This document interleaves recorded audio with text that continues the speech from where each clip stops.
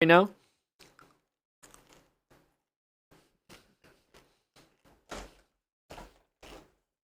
Hello to Big Gym Guy Choose True.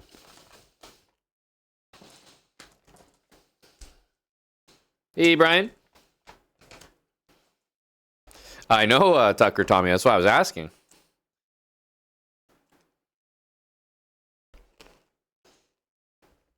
Submitting your 2025 peak, Brian? I see you. Hey, Ribs. What's up, Angry Nerd Rocker? Wooderness. Numero uno. Welcome.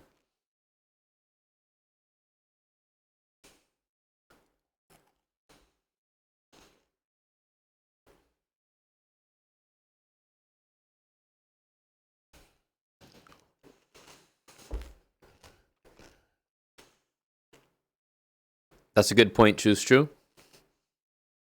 Got to keep it official. I like what you're thinking. Just play the refund game. Keep elongating the active status of the rating and just play the refund game. Play the long game. Me too, Zoom. Waiting for the rodent to show his face. But yes, I still potentially have other games from tourney goers to review.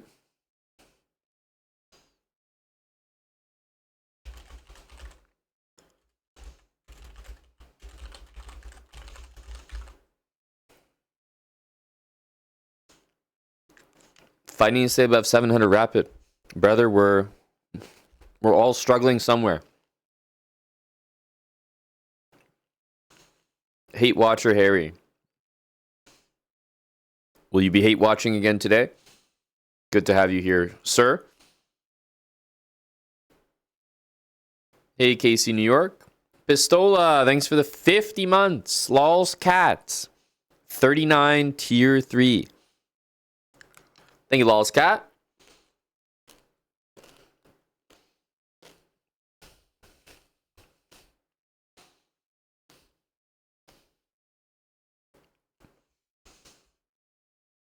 That must have happened, right? Buck 81. There is somebody on planet Earth who was somewhere, you know, moderately cold, who had a business trip, a family trip, something that they went to Florida for, and then there was just like bundles of snow waiting for them. There must be someone on this earth that just happened to. It's crazy to imagine.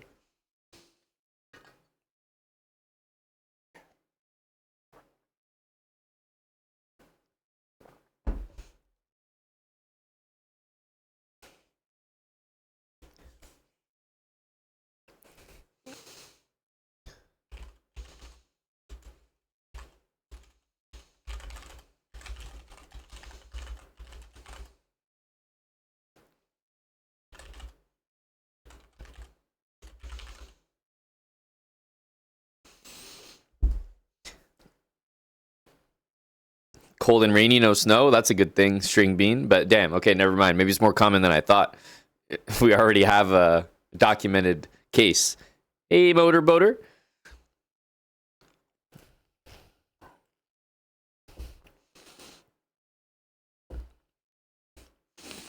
Edmonton and Atlanta. Never thought we'd equate the two.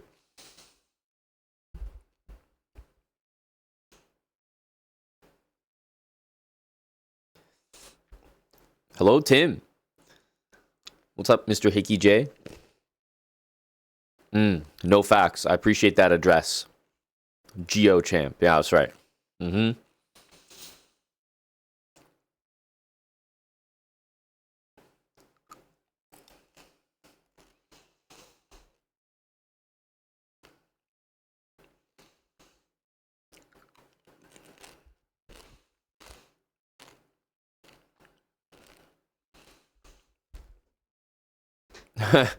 You mean for next year, Brian?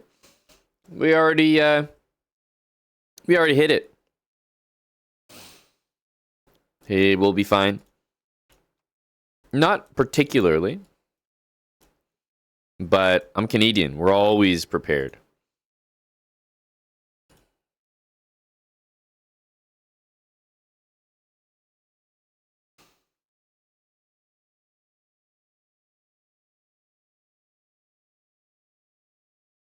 Going here. Stop knight a4.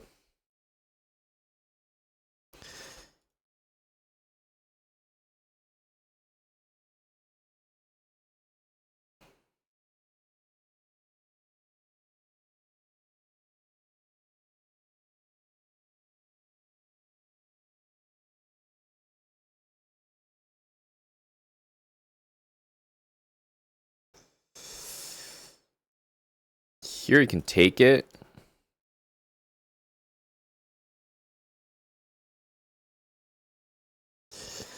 Okay, it's a bit annoying, not gonna lie.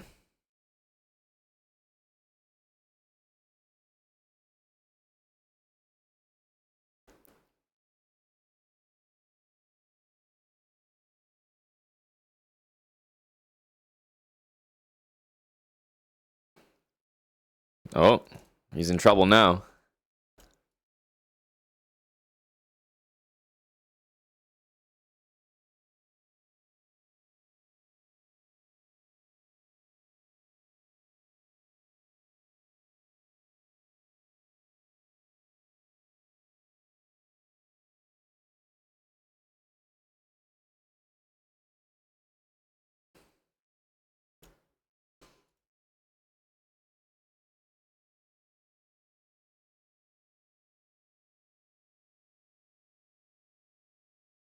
Mm.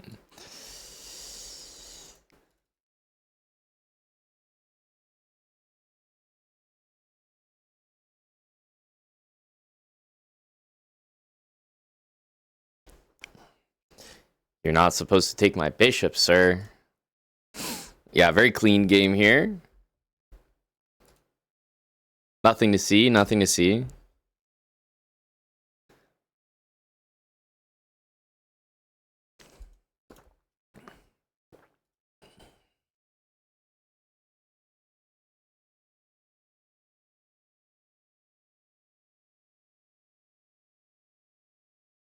Hmm.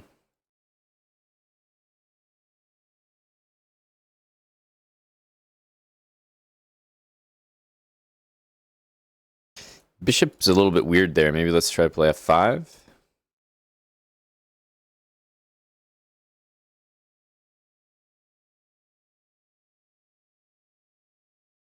Should be mate.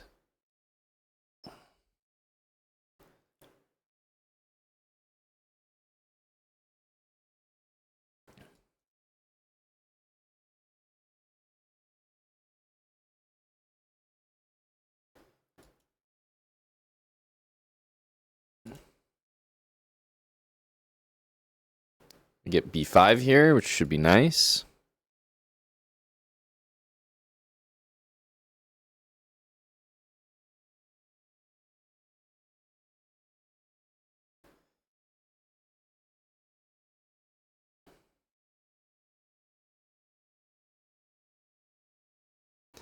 Yeah, I don't know about that one, so maybe we'll just go back for now.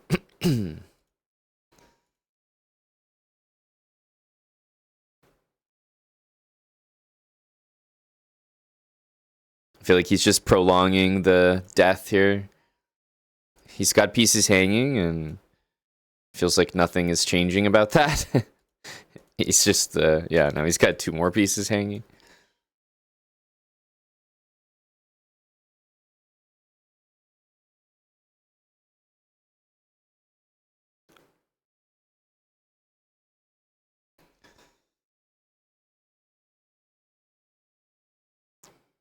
Hmm.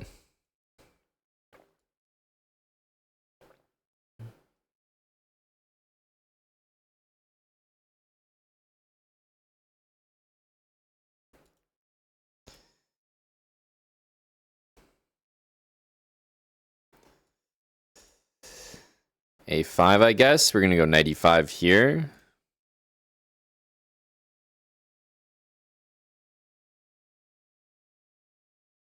Definitely could have taken that.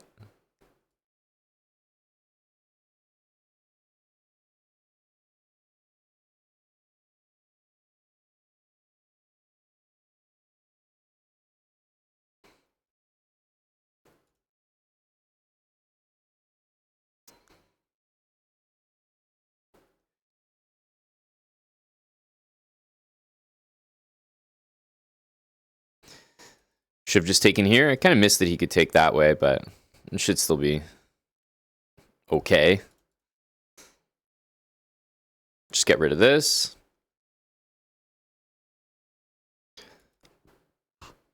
Oof.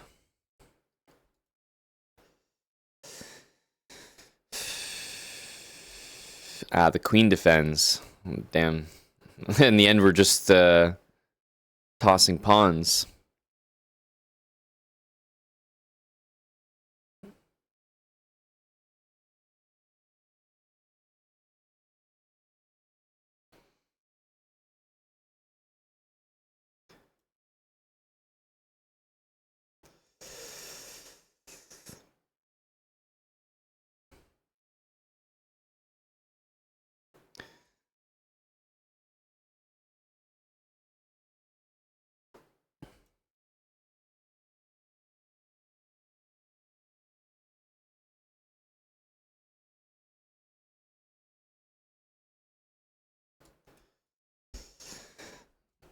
Not a good finish. Eddie, thanks for the 83.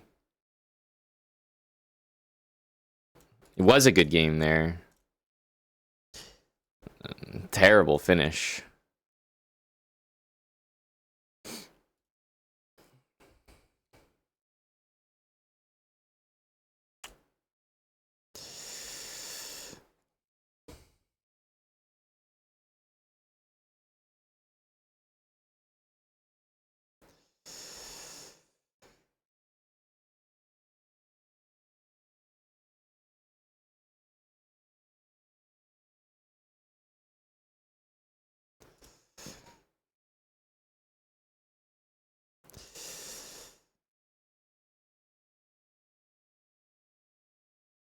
Not enjoying this position.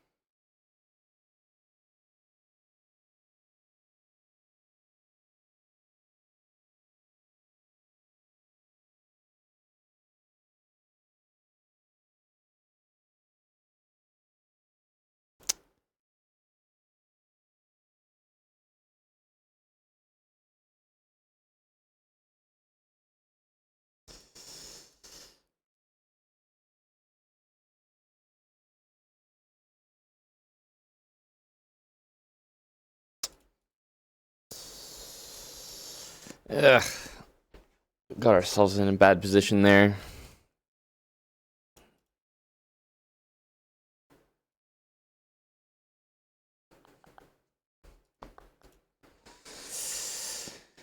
Knight a4 is not good unless you have a3. Because if you have a3, then you can play b4 there, but not like this.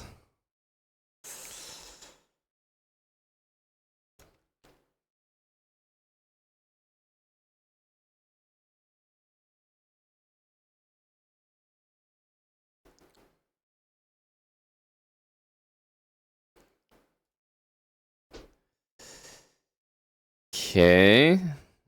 Are we recovering the position a little bit?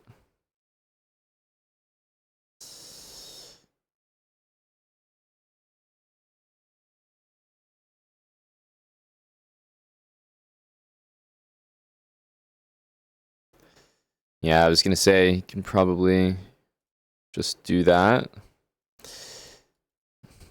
Not a very nice move to play, but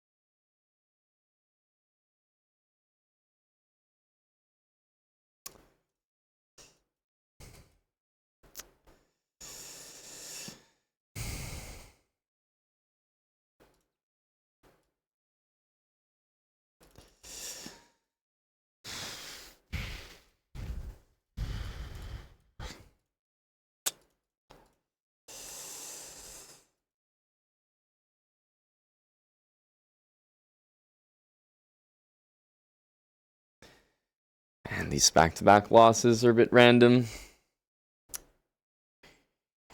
Jedrick. I'm not sure what that name is. Hello, Closet JT. Back-to-back sadness. Well, yeah. It doesn't really matter. This is the type of guy I think if I'm playing well, I could get the points back and more, but the sadness really comes from the fact that these little weasels only like to play until they gain some points and then they leave. So, yeah, it's sadness because he'll never play more.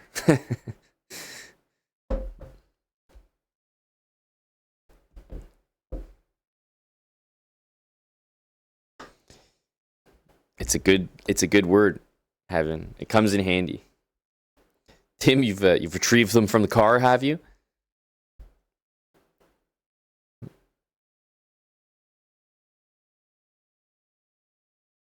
Well, congrats, Bazmaniac. Go Liverpool. And go Baz.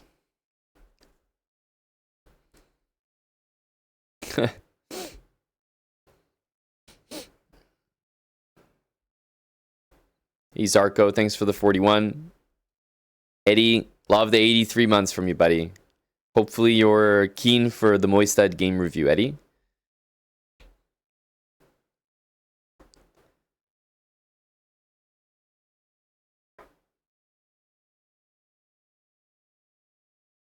Is your friend Eddie here, though, Moist? He was really keen to participate.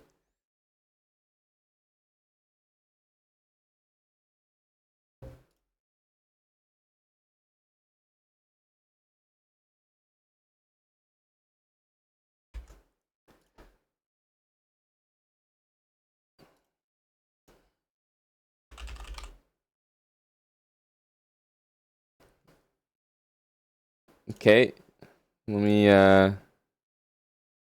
bring these over here.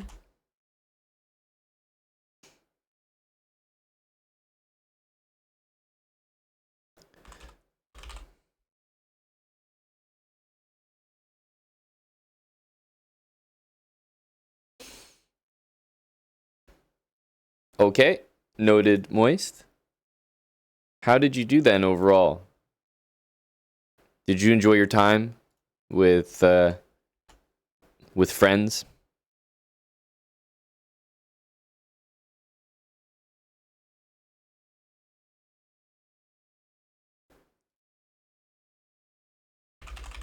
Okay.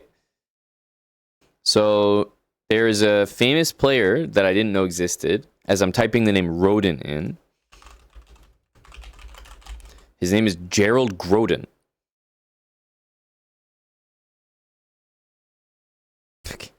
Gerald Groden. Very interesting. Okay, I need to investigate here.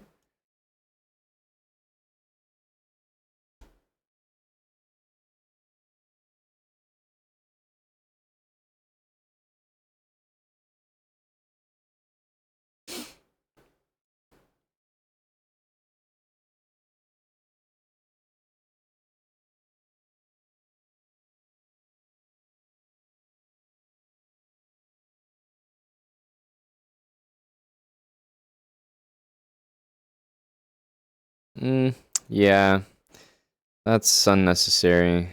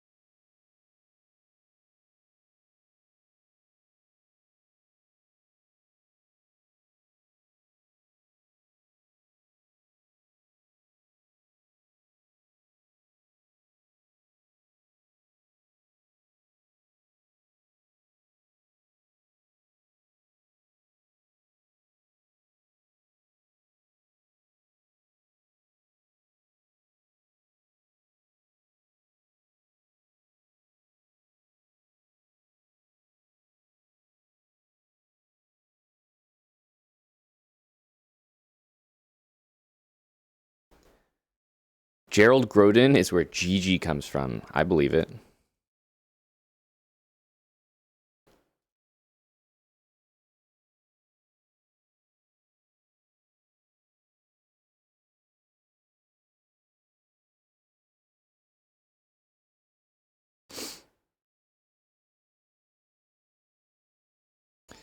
Bring the knight to f5, I reckon.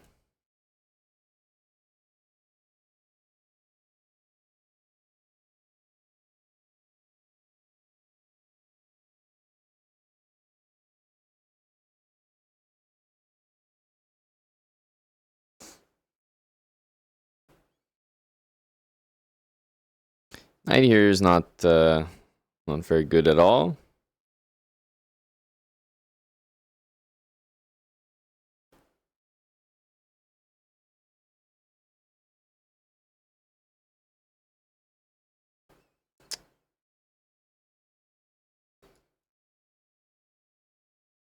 Can't do that, so what? Are we forced to do this?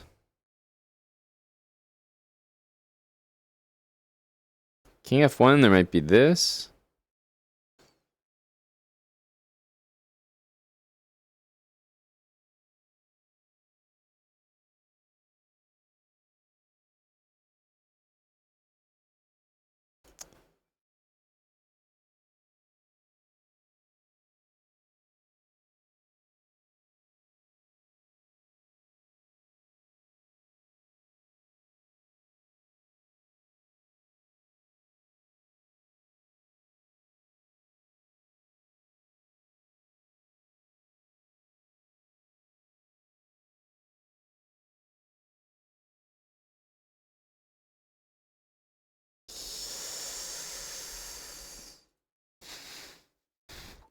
Oof. Very beatable. He was completely winning. I don't know why he didn't play knight. Yeah. E5, lots of good moves there. I don't know what that was. But okay, we lost anyway.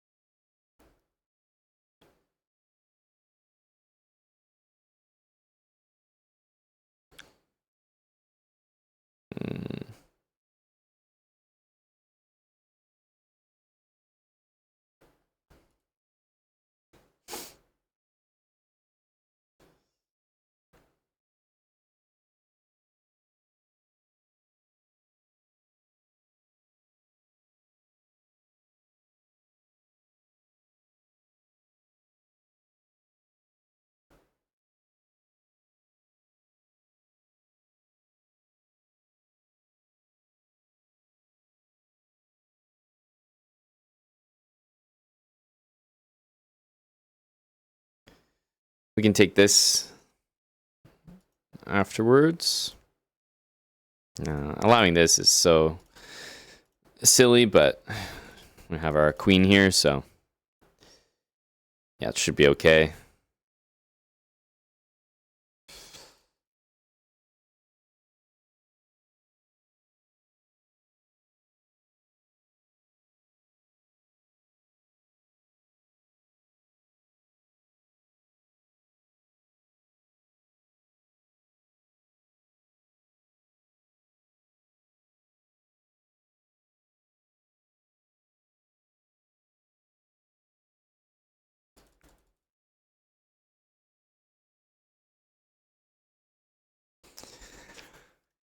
This guy's very high rated. I feel like we need to try.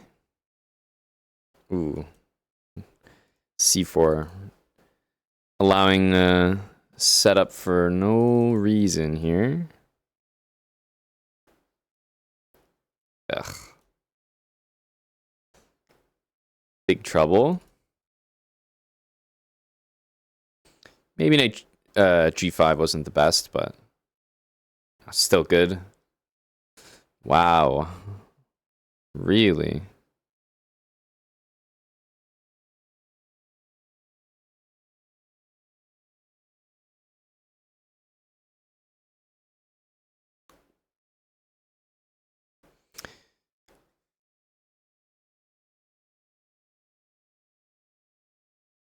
95 looks like a pretty big threat here.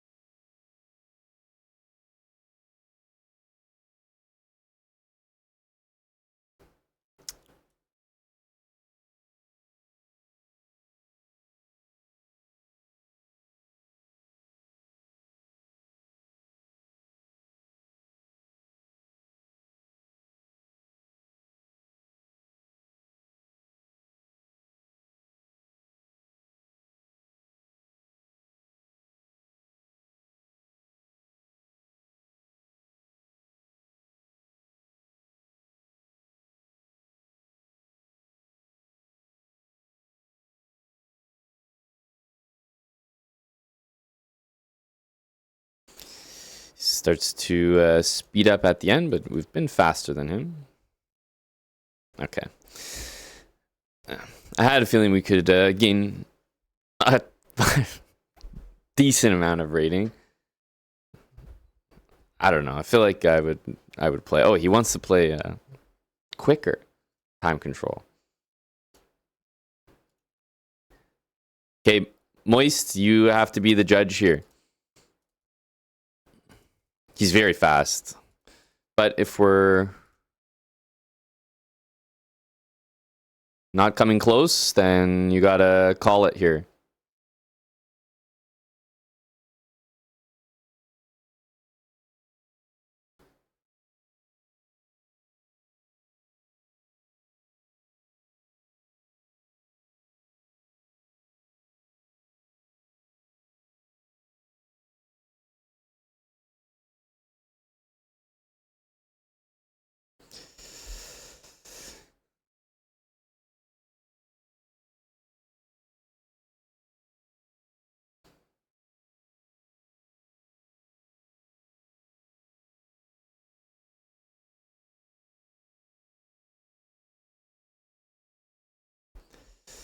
This doesn't look that good. I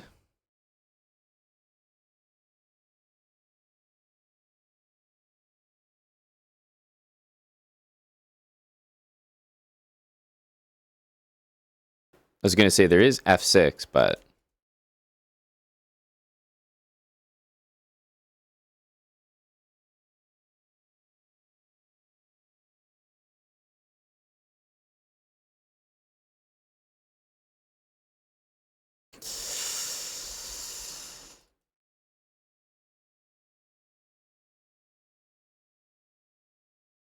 I thought that was a stalemate for a second.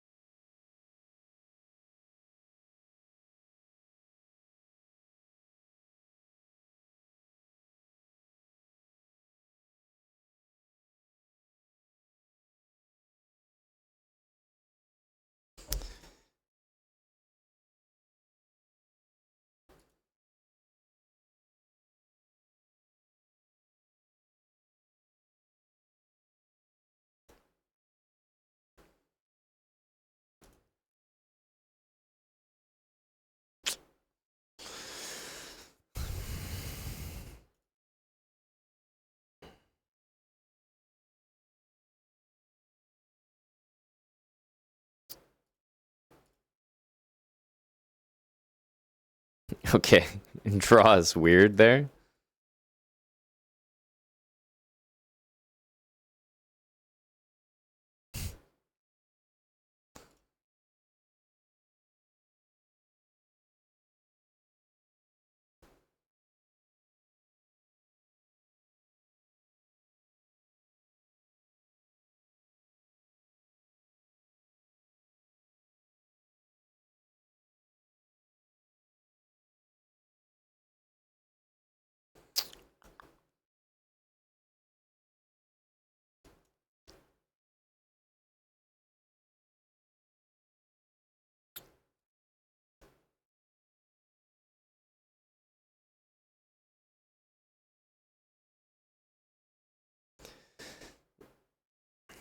Okay. Not a very interesting game.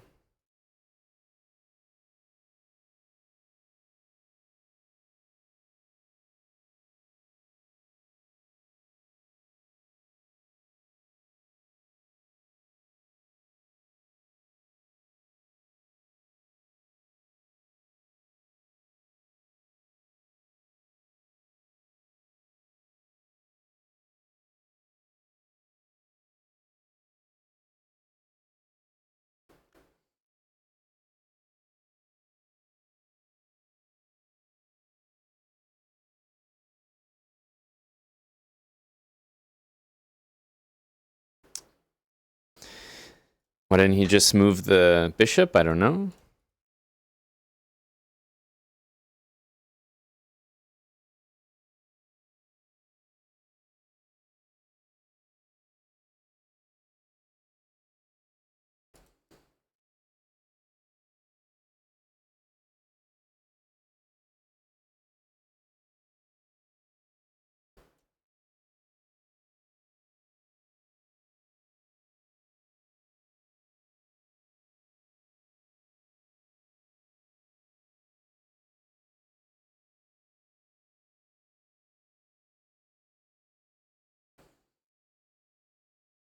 Feel he's got some tricks up his sleeve.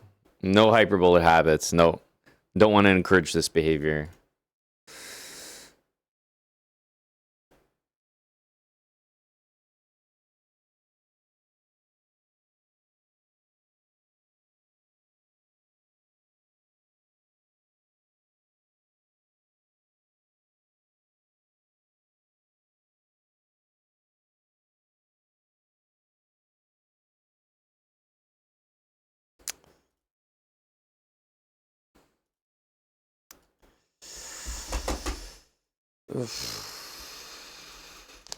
So unlucky. Random bishop takes g7.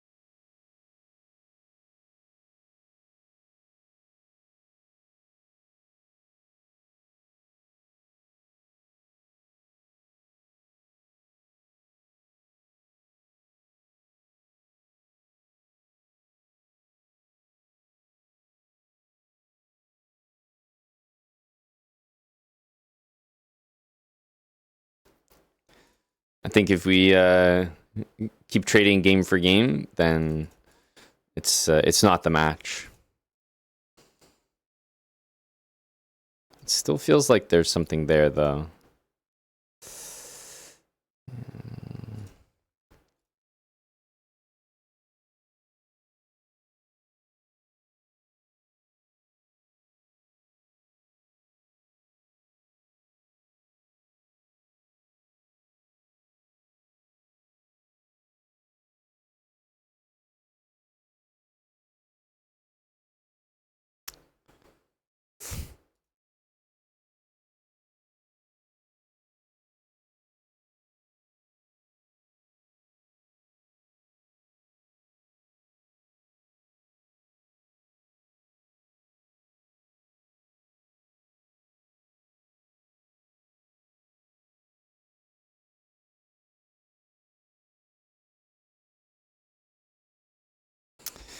Yep. He's getting his wins one way or another.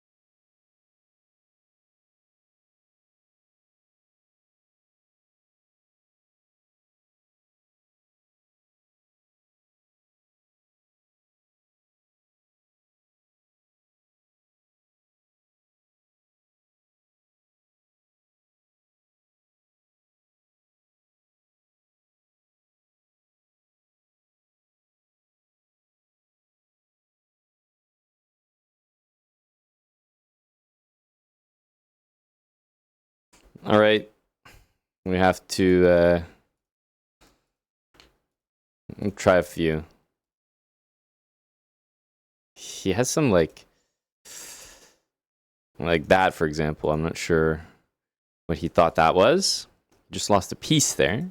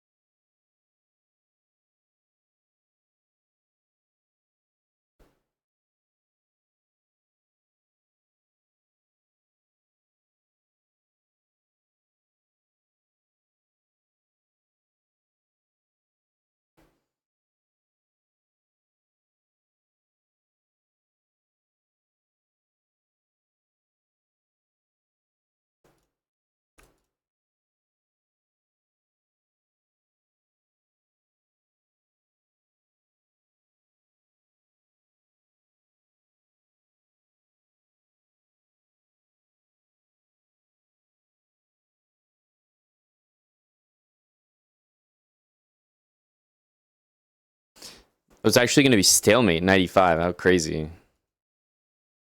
It's kind of insane.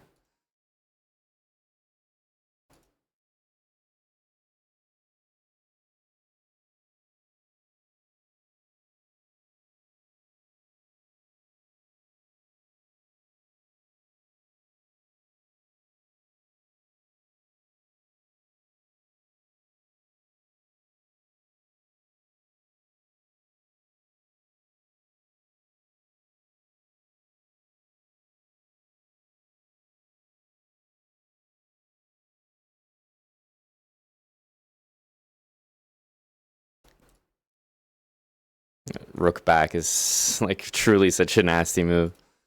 Because he loses on the spot, but this guy's the real rodent.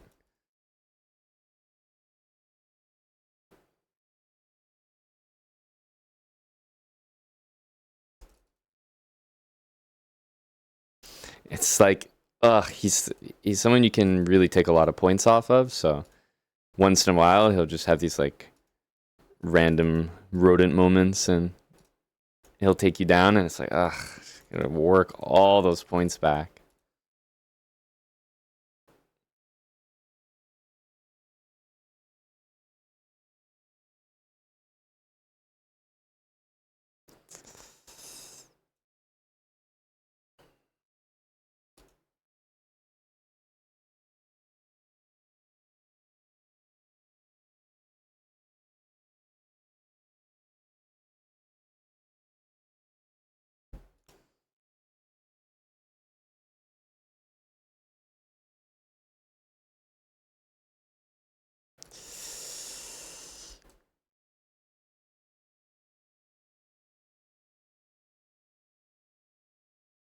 We're gonna be a move too short.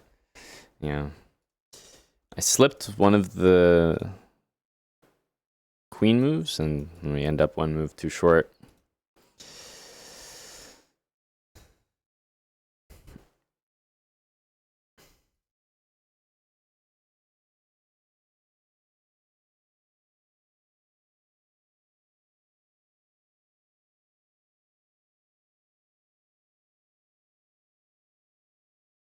Not really sure why we're doing that. I mean, there's just really no point. It's so unnecessary. knight takes a5 when we're completely winning there.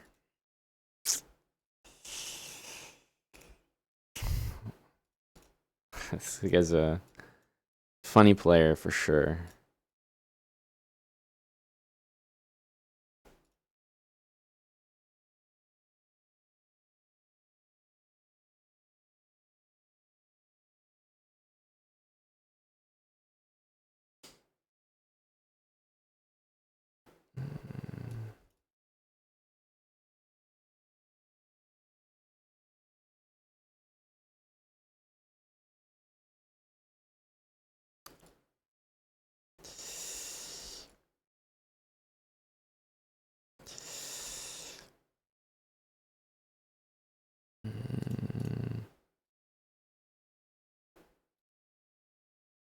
I feel like we've yet to play a kind of normal game.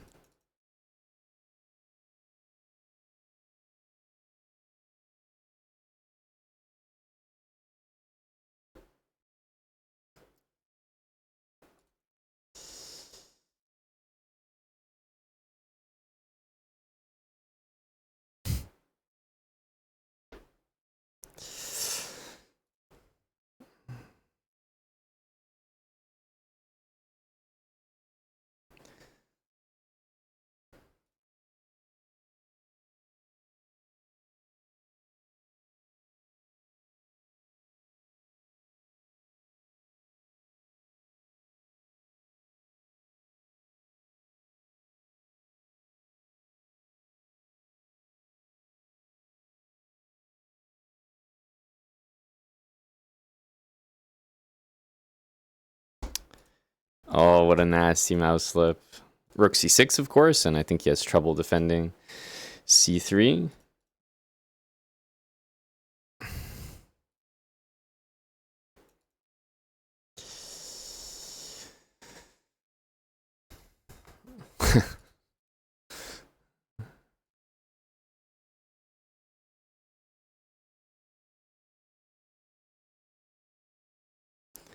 He's definitely not playing very well.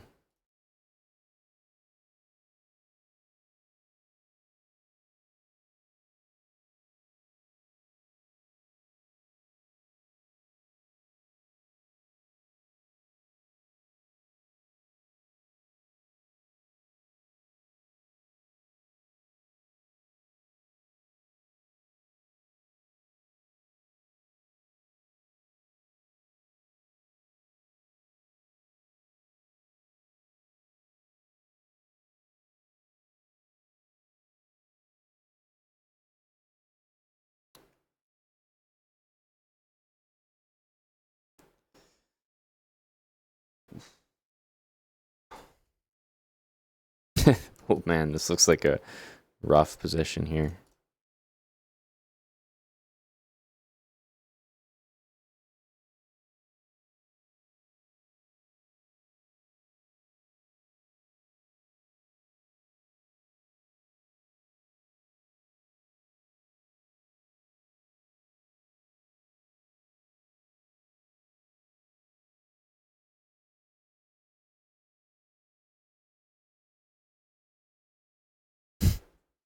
It's like so insane. Just like basically moving pieces, assuming the game's over.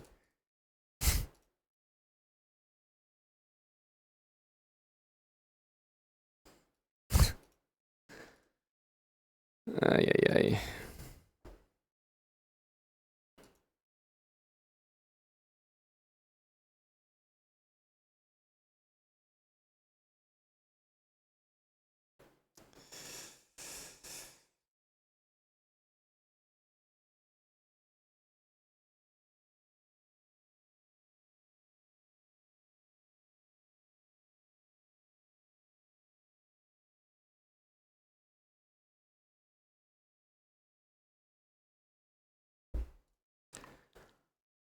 Ugh.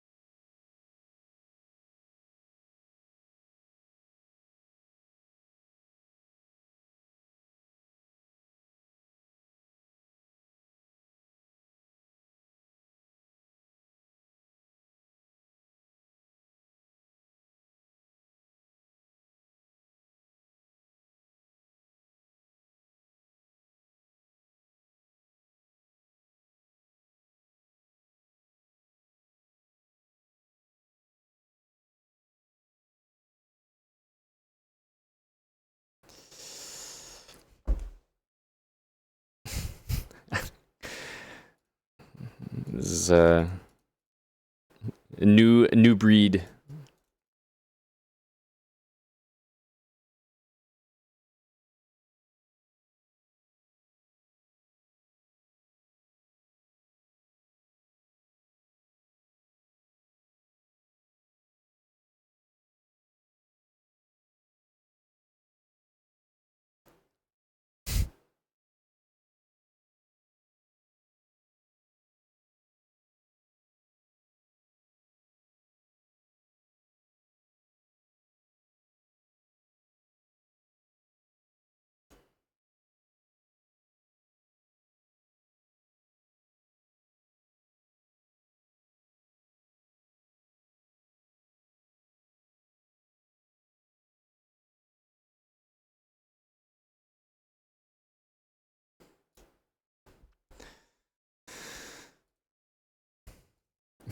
The winds don't feel good either.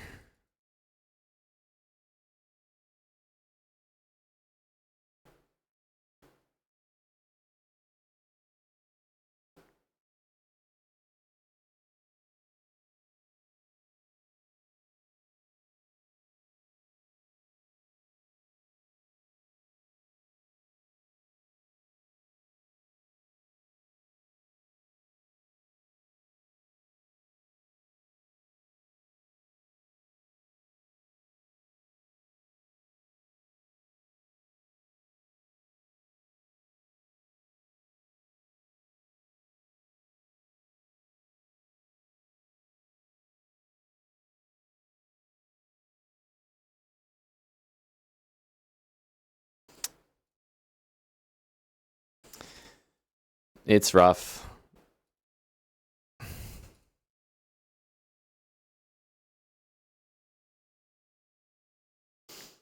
Just like should be losing games to someone like this ever.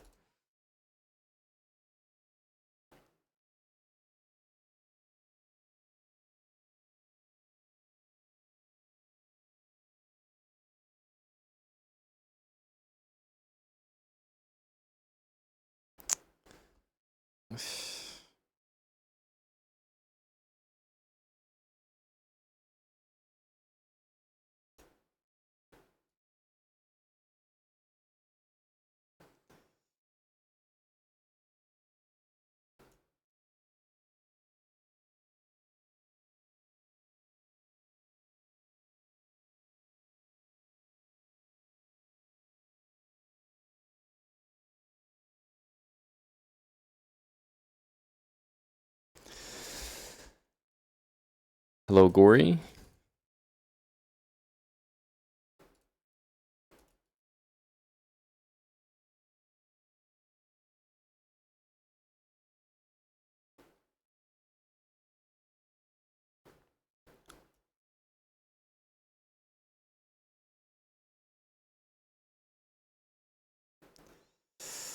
Yeah, Rook F1. We don't have anything here.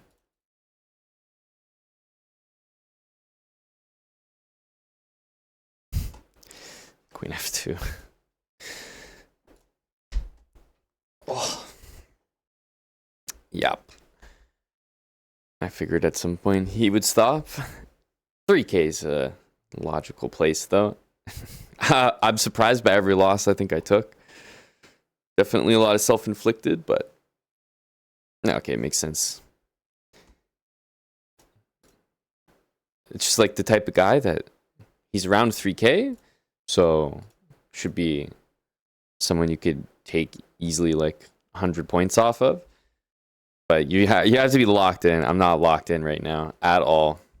Don't think I've played Bullet in forever.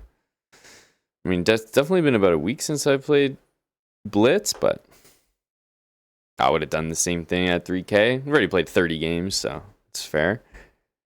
Yeah, we didn't have Nightcore on, but I don't even know if I play better with Nightcore, just off the rip.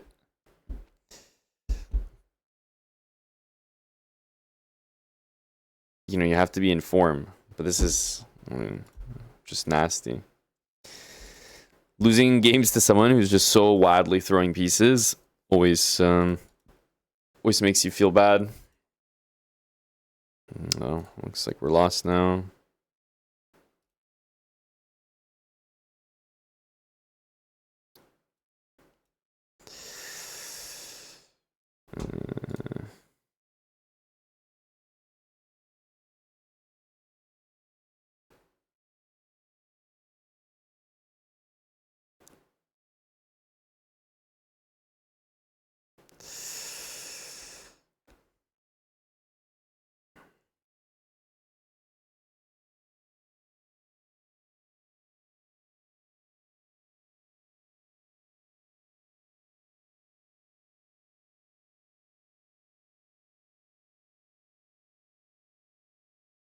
I forgot that this isn't a...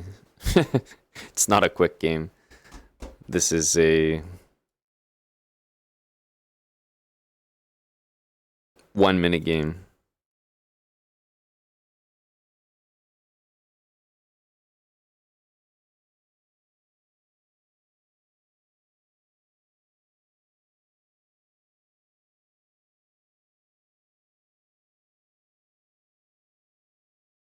Feels like forever.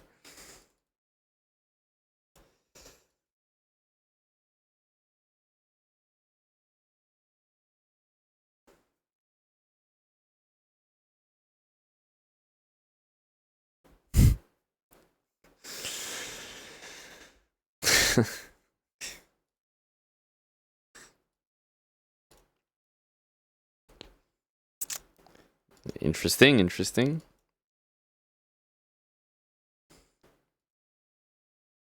Not even sure how much time I can say that he had and let that happen, but it seemed significant.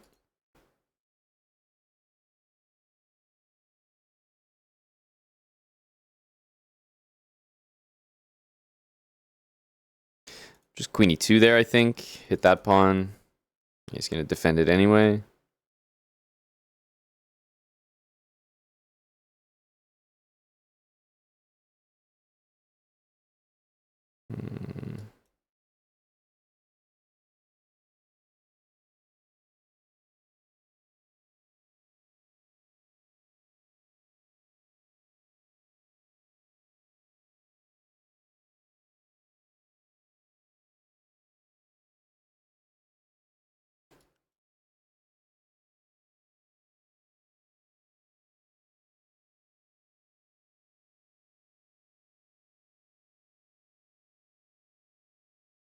H4. Yeah, that's mildly annoying, I guess.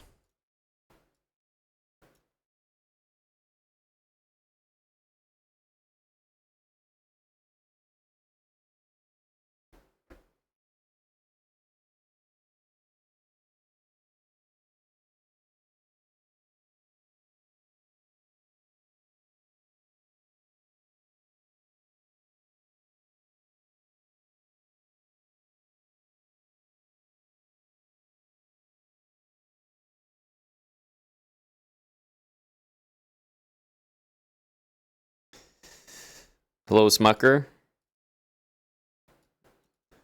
Unfortunately, our game review got delayed for no good reason.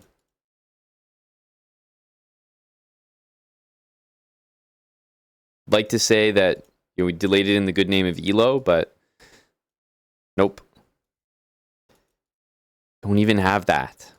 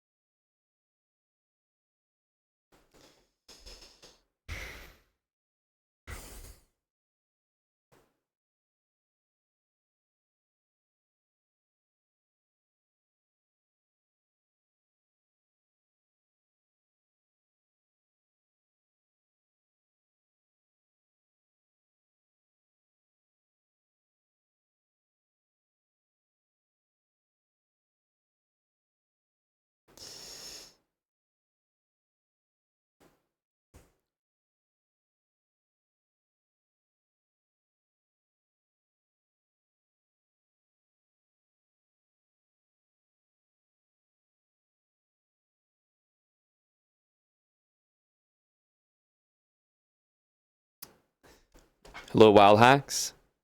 I'd like to sit here and say we were waiting for you, but we were actually waiting for me. Possibly your timing is great, though.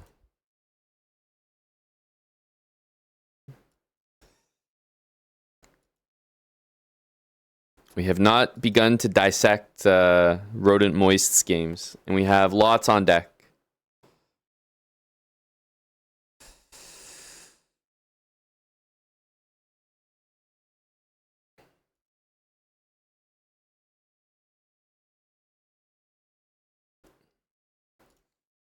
I mean, it started as a plunderous occasion, Moist. You know,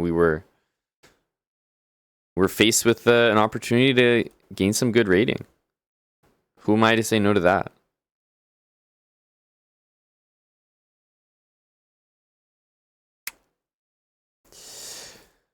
Oof, that's annoying.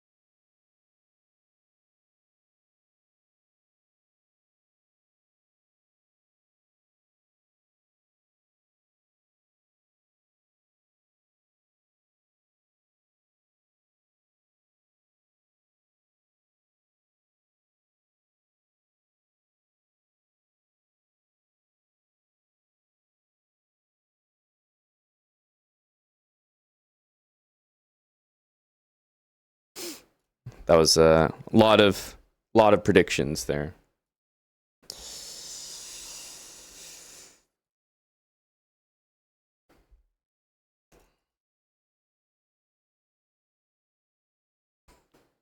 This is never good and always something we're getting into. I don't know why he's not taking that pawn.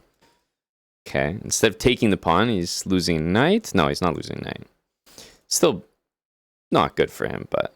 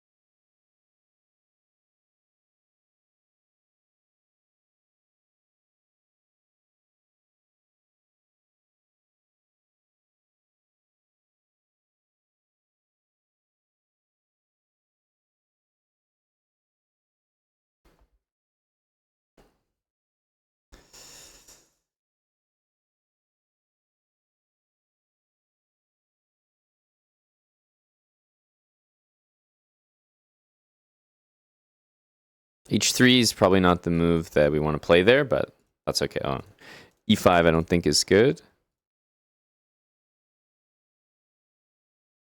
He's recycling his knight, but not sure for what reason.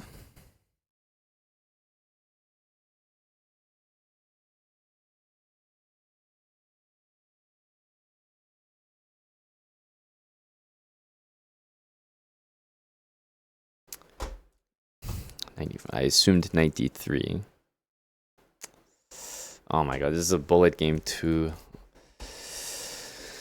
There's no even like comeback dreams. It's completely dead.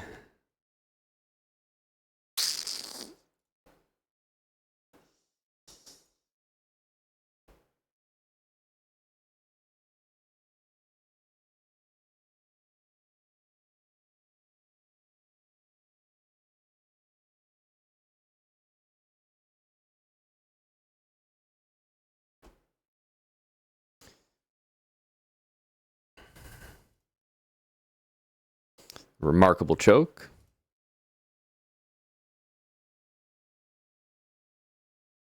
Quite something from our guy here.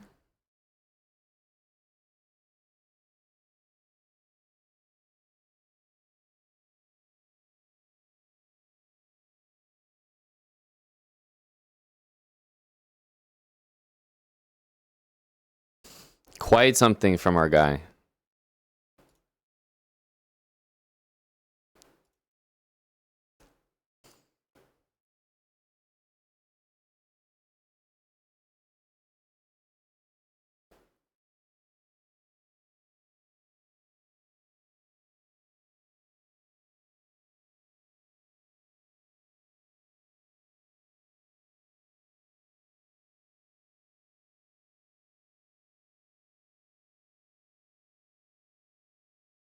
You just play E3. Like half his pieces are not playing chess.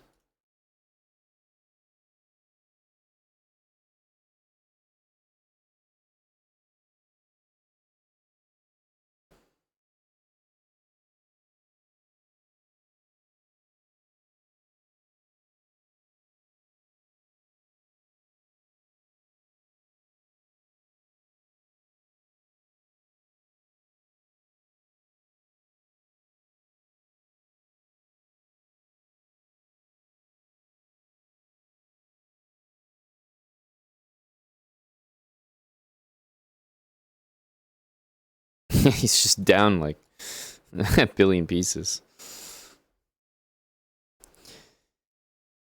He's not even down them. They just can't move. So they're just MIA. Okay, he would like to stop there. Yes. 1 game shy. Chelsea Morgana, thanks for the 2 years. Digilals, 50 months. Moist, I can't even get back. I need to score 1 win against the CM to show my superiority.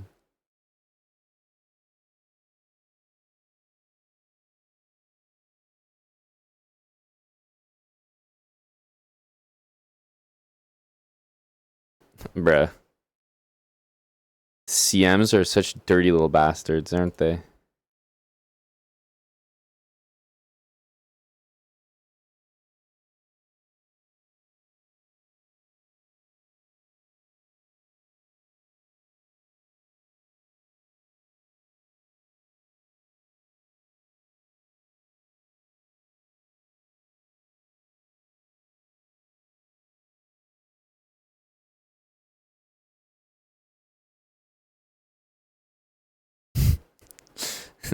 These guys are just funny.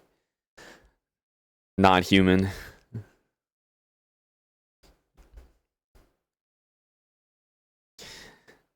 All right.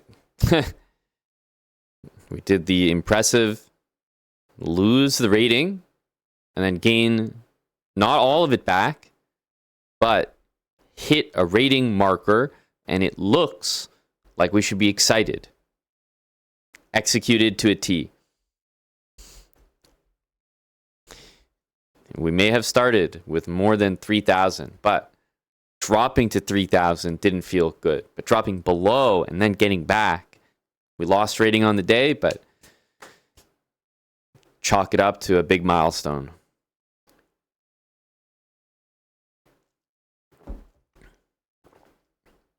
Moist, thanks to your friend the CM here, we can finally start because he was capable of a move like 95. Hella, 42 months. Yes, boo rodents. Boo. Yak Tender, thanks for the 20 with Prime. Cuz, we were just talking about you, Skinny. And your physical superiority over an unnamed individual.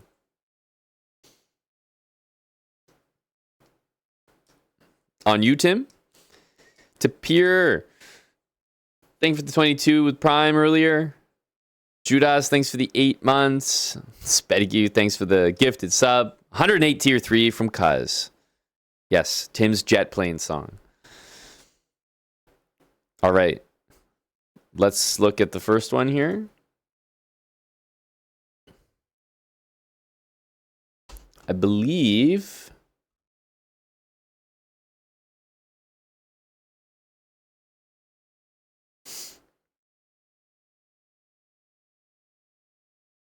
this was round 1. Hello, Tarnished.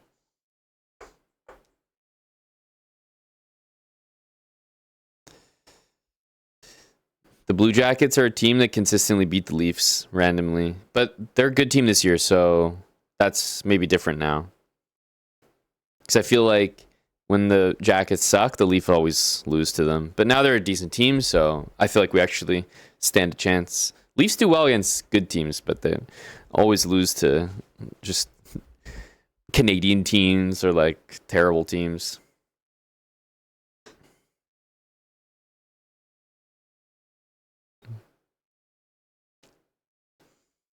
What are you talking about, Moist? We are on chess.com, buddy. Eddie's here. Perfect. Perfect.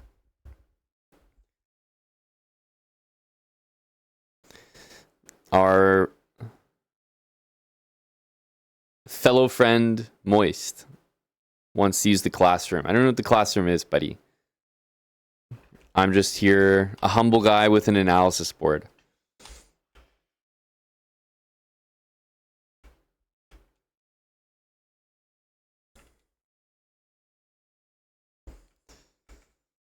Interesting. By the way, do you have any openings, Moist, or do you just like kind of wing it?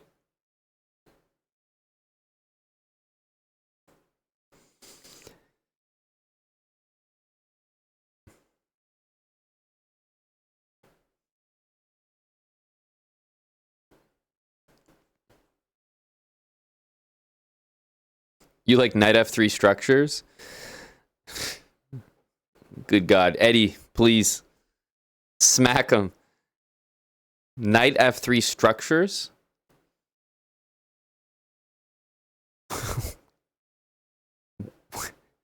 What is that? Yeah, I like short castle structures. Knight f3 structures.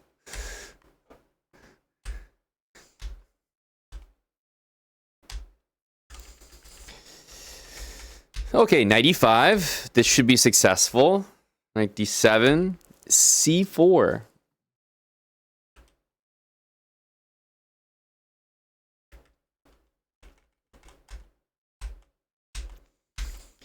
Uh-huh.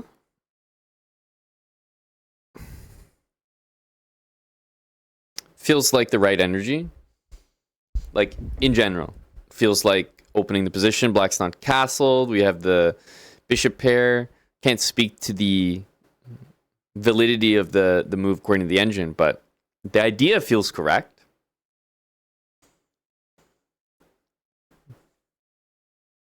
I can't hate. Taking here does not feel correct. Taking here, maybe, is what he might consider. Knight b6. h3 takes. This feels like a pretty good game so far. Because black's not castled, so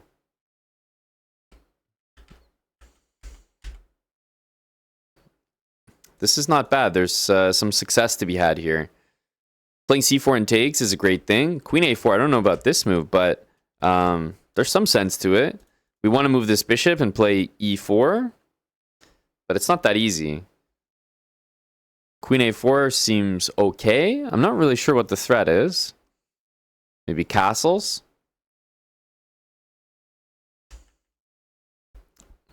This looks pretty good so far. I don't really know how we got to a pretty good position, but we did. Just kind of slowly happened. The opening looked a little unremarkable, but knight c6 was weird by black, and then knight e5 I thought was pretty good. Rook d1 definitely looks like a good move. Yep.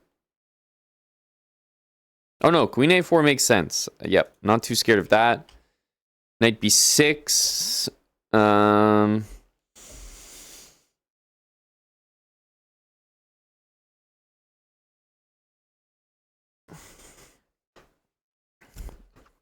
Knight b6. Interesting. Moistad plays a move here that I would probably say is very good. Possible it's not necessary, but kind of looks all right to me. Queen a3. Yep, queen a3 looks like a great move. Yeah, don't see anything wrong with that at all.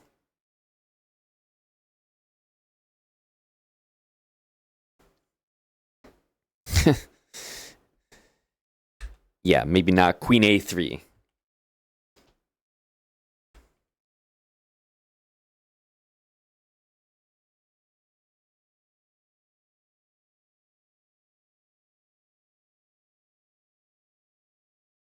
Wow, that's weird.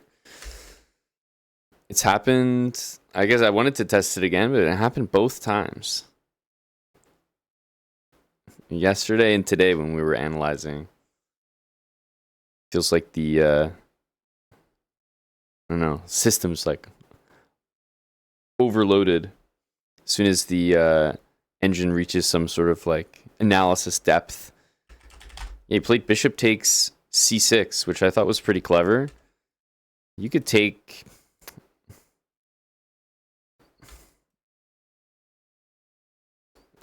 like you could play this. This is fine. Maybe you should be taking here. I don't know. But this one's hanging. But yeah, something like this would be good because you're going to get e4 and then the bishop dominates the knight and these pawns are bad. So in general, I think a position like that is good. So he plays bishop c6, then takes, b3. Okay, wait a minute. We actually got this exact thing.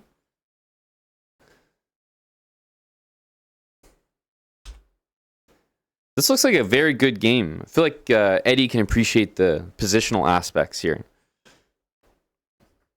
This is a model game so far by Rodent Moist. Takes, knight c3, rook b2, bishop d2, a5, a4.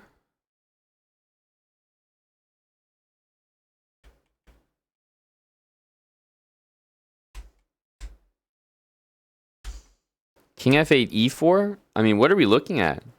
This is a masterclass.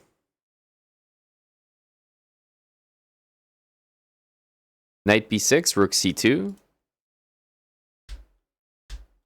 This is a very good game. Rook c2, rook a6, and I mean, at this point, you're basically resigning as black because your pieces are completely tied down.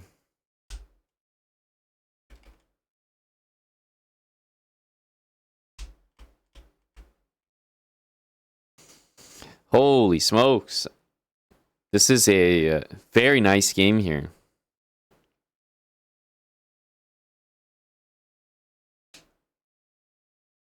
I imagine at this point you could probably just make a pass pawn, put your rook behind it, and almost just send it forward because at some point this rook will have to move and then you lose everything.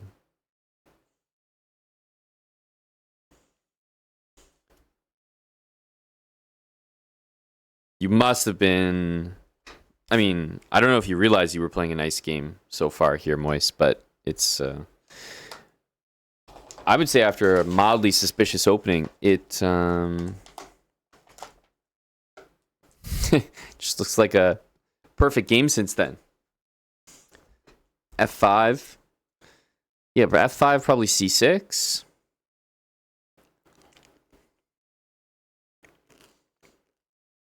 Latin and Blonde, thanks for the 54 tier 3.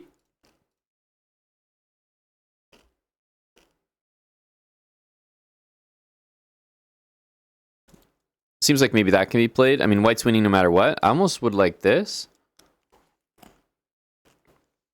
Because what do you play against it? It feels like you lose as soon as you move the rook.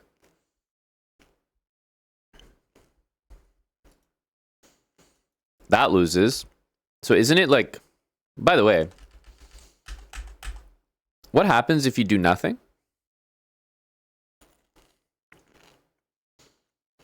King E8? Is that what we're saying the move is? Because black almost has 0 moves.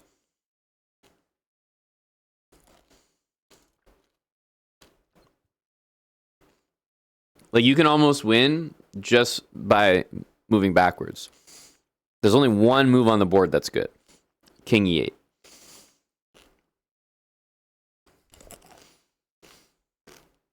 But if you play King E8, then I can play F5. And now I'm getting this. Yeah, you can play C6, but I just pass you the move again. This is a horrendous, horrendous position.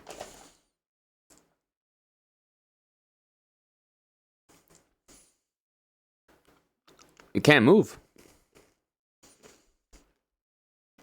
Rook moves take. Eventually, it doesn't matter what you do, you're going to run out of time here. And obviously, instead of shuffling, you could be making pawn moves, but I'm making a point by shuffling, and I'm just proving that it seems like White's so winning that you can even shuffle. So,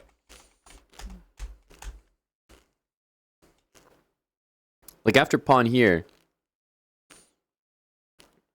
what happens if we just wait? Because the king can't move anymore. This and this, we just keep waiting. Eventually, you're going to have to give up this pawn. So, I mean, obviously this is good. But I don't like how this king is activated and now performing a defensive job when it felt like we could have just waited it out. And that would have made the win so much easier. Yeah, after this, I feel like we can just do nothing and win. But it's always annoying when your opponent gets counterplay.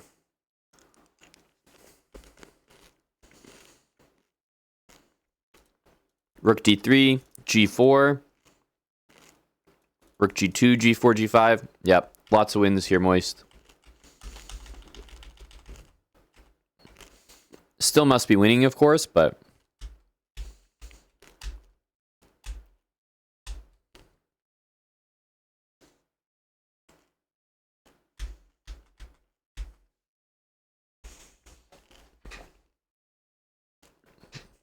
All right, so we have this position. This was mentioned to me a little while ago, that Moista did not win this position. This ended up as a draw. Very, very nasty stuff.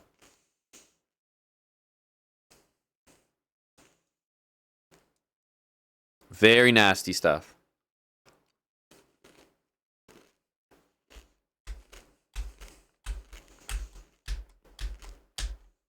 It looks like perfect technique so far.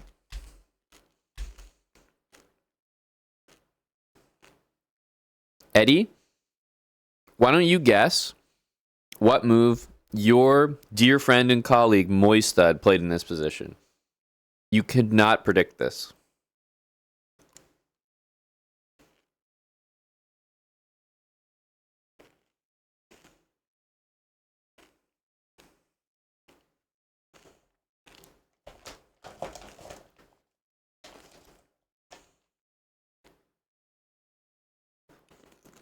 Not a6. a6 is far too logical. Moistad played rook g6. He didn't advance any pawn. He didn't keep shit defended. He just blundered a pawn. Rook g6. Just like a very peculiar move. What on earth could you have been thinking here?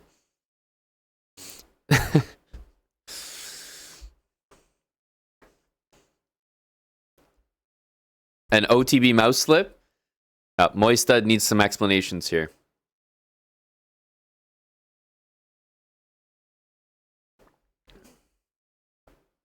What did you hallucinate? That your pawn was already here?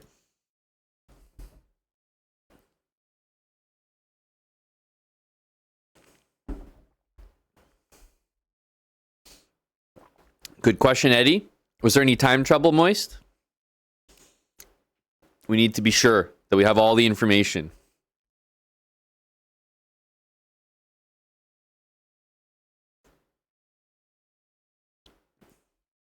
Zero time trouble in an OTB game. Brother, B4.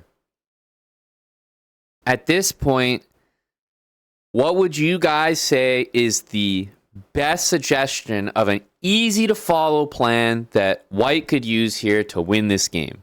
Something that has, I would say, little to no resistance.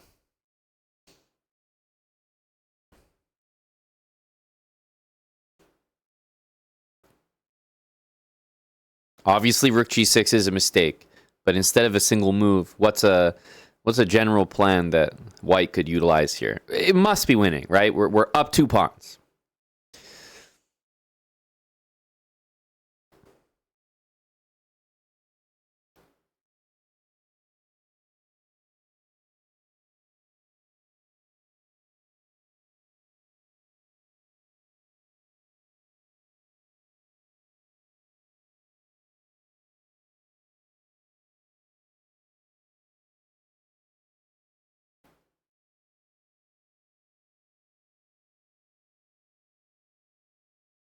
Rook h8 to start.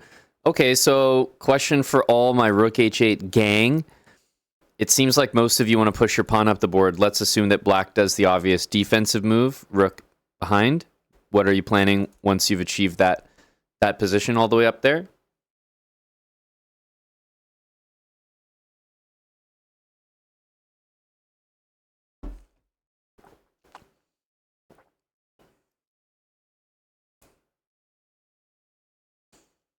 Bring the king over. Okay. King can come over. I'll keep the rook on the h-file. King can go up and touch the pawn. As soon as it does, I'll give a check and then go back. That's the usual defensive plan. You guys want to play a6. My king will go to a7.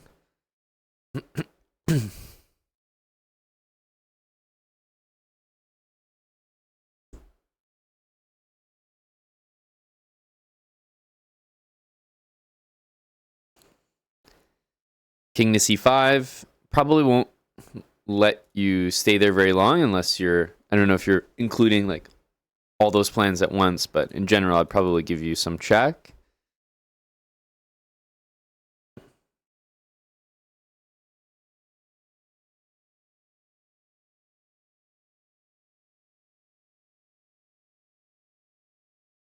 That's correct. Vita Vanquish. Yep. If the pawn gets down here, the king is stuck on those 2 squares for sure.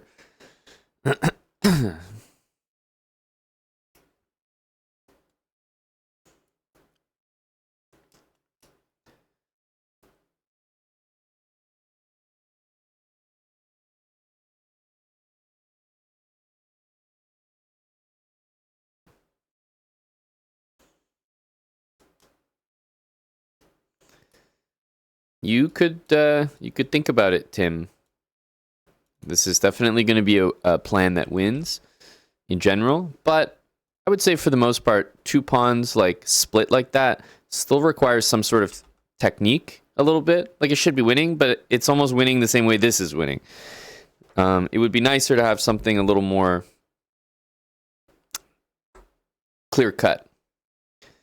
So for those suggesting rook h8, you're definitely not, like, you're not wrong. Yes, you could do this. Then you could do this, maybe bring the king in. The problem is you'd have to be pretty confident in your endgames to do that because you're putting your pawn up here, your pawn up here. And at that point, the only piece you have left to move is your king. And my rook can sort of remain on the h file and maybe go to like h6 to guard the c pawn. So you'd have to be fairly confident that that's a plan that can work. That's all. What I find to be a little bit easier sometimes is this idea of sacking on c6, which I've always found is a plan that works pretty well. Most of the time, like, black's just kind of hanging around here. What more can you do? And when this happens, the king goes up the board. If the king goes down the board, at this point, probably a6 and bringing my king up to b6 will just win outright. So that should be pretty easy. And if the king takes a step up the board, then I would play rook c7. And if I trade this for this, I think this is the most clean win possible because you just know guaranteed that you're going to promote them. In this case, we have this pawn, so on rook here, to be honest, we could push this pawn and it would also win, but I always enjoy this tactic just to absolutely guarantee it. So there's not really anything black can do. So it seems like in a matter of a couple moves, black will be dead lost because rook check and rook here with this, plus the h-pawn as a distraction, means that I'm going to get two connected pass pawns. And although that does require some technique, I think it's fair to say two connected pass pawns is probably the easiest rook endgame that you're going to be able to win.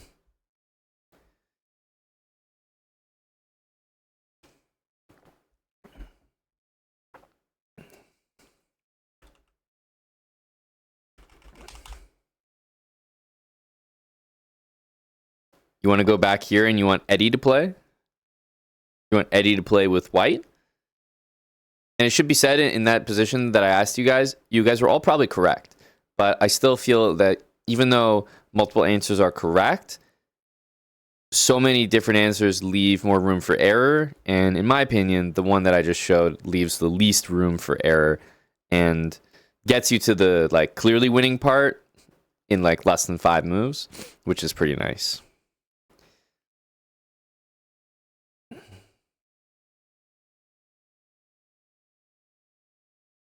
Black to play Eddie. Black to play.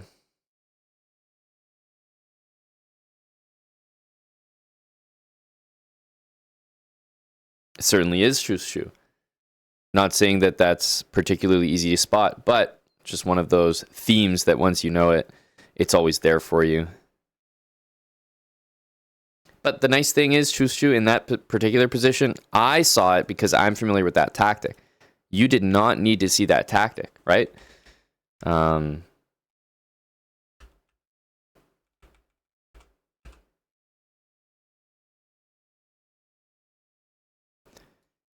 this point, we just push this pawn.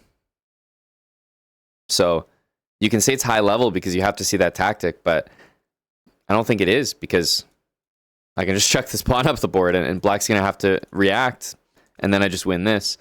So I might even be up 3 pawns here, but I only need 2. So for many reasons, I think this is probably the simplest plan. But okay, Moist has a really nasty tactic here for black. Black to play and unleash a nasty tactic.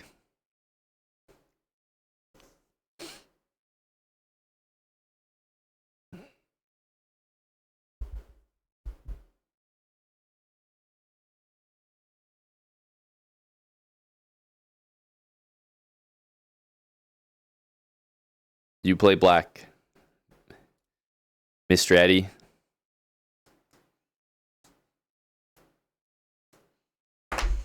I would say in order to be considered correct here, you'd probably have to give all the moves of the variation. because there's not that many from what I can see here.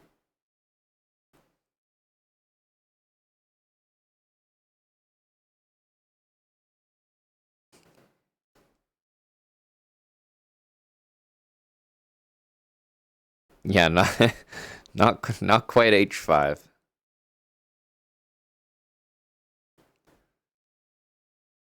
I believe that Moistad brought us here to demonstrate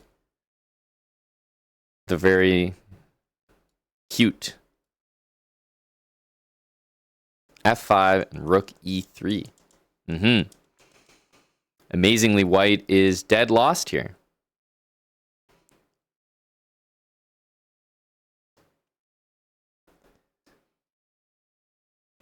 And of course, you are not forced to take it, but clearly this is a huge issue because you can go here.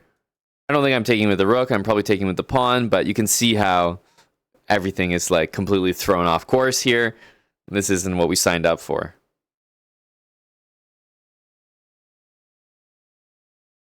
So white's win gets kind of thrown away. But this is why I was saying, like, Moist, this technique is really not impressing me because you let the king out. You had a position where the guy's rook was completely stuck, and you had his king cut off from that, and you had a majority of pawns. You know what I mean? Think about that. The rook can't move. The king is cut off. So all of these are like immobile, and you have a 4-on-3. Just make a pass pawn. You did too much here. You overthought. Way overthought. But yes, rook g6, truly a horrendous move. Blundering the pawn in one move. And now, even if he would play rook there, notice how this tactic does not work anymore, right? It's no good. The main reason it's no good is because we have an A pawn. So, you know, I would like to reinforce that I'm a big fan of this tactic. If you're in a rook endgame and you're trying to win it, you're struggling a little bit.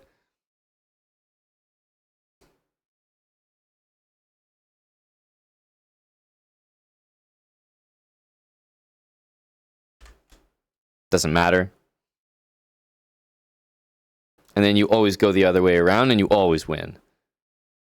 No matter where you are on the board, except where you are right now. With an A pawn. Feels bad for Moistad.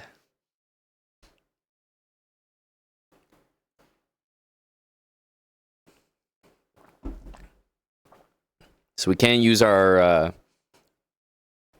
nice rook c7 move. And yeah, there's no win. There's no win here, I think, with best defense here. Why wouldn't the opponent defend with the king instead of the rook? Yeah, I don't... Might have to admit you. Okay. Yeah, shuffling. Poor Moistad. And I thought the opponent actually played a funny looking move here, which I was like low-key impressed by. He played c5. Like, c5 looks like a trash move to me. How could you possibly allow b5? But it actually works. Kind of impressive. Because if the king goes there, you just check again, or to be honest, rook b4 at that point. Either one. So king c4, you have to make a move that defends the pawn. That's obvious. And then rook c1. And you cannot access the d file because you lose. So you have to go back here and then just repeat. So I was like, that's actually kind of a clever little simplification there by the opponent. And there you go. That was a draw. So many opportunities missed. Oh man, that's a painful one. That is painful. And Moistad drew the game.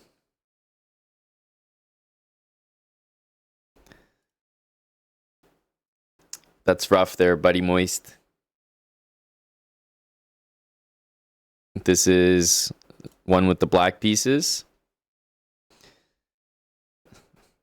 Yeah, there's probably lots of ways to do it. M Unchained. Sean Kerrigan, thanks for the 32 with Prime. Moist threw up in a sink from drinking after that game. That seems like the only appropriate response. I'm glad you facilitated that, Tim.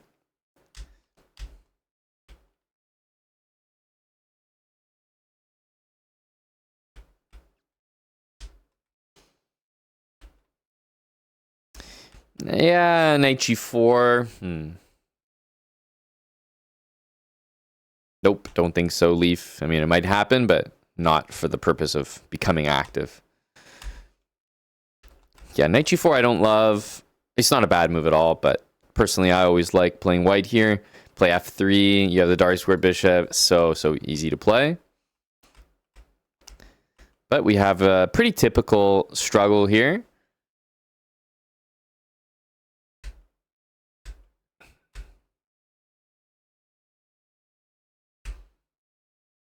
Ooh, this looks very unpleasant, just in general.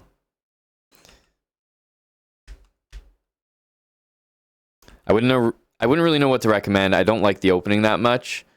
It's the accelerated dragon, but you're getting hit with the Marozzi bind. You're playing knight g4.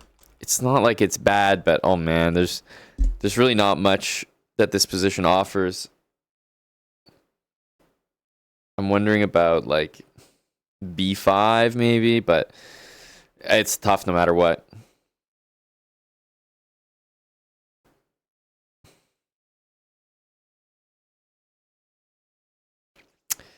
Yep, I'm not a fan of this. Not an opening I would be playing. Yeah, having to like give up the bishop there because there's dangerous bishop b6 being threatened.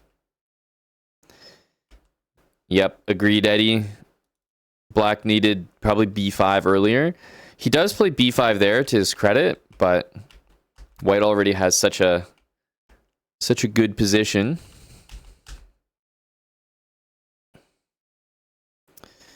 Bishop takes. Interesting. My first thought was this. Second thought was this. I guess f4 is available there. Something looks wrong here, though. Knight c4, what happens?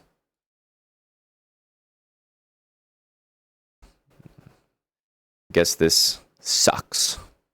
Because you end up pinned again.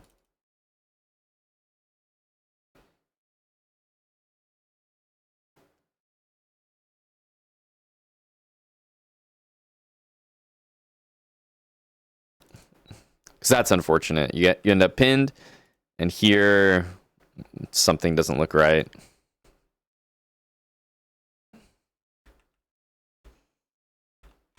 But some combination of the two, maybe? Yeah. Kind of like this and then this could work. I can see this. Looks like some good stuff will happen here.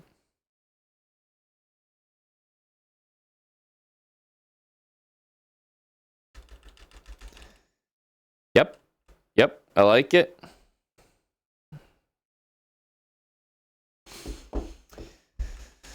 Knight c4 was missed. Something looks wrong here for white after c5. The coordination is not correct, but after like e6, bishop h6, I can understand why you were optimistic here. Lots of threats. King f2, and amazingly, they're all taken care of. Still, even in this position, knight c4 looks good.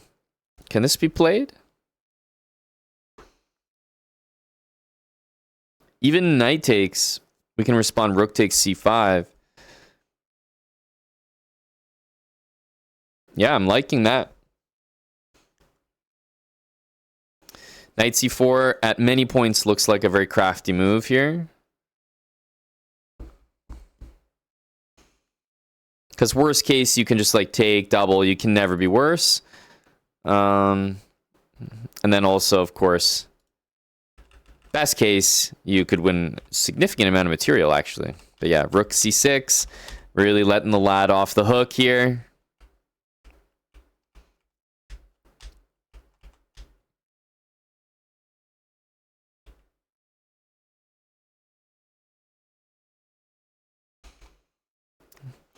And a draw agreed.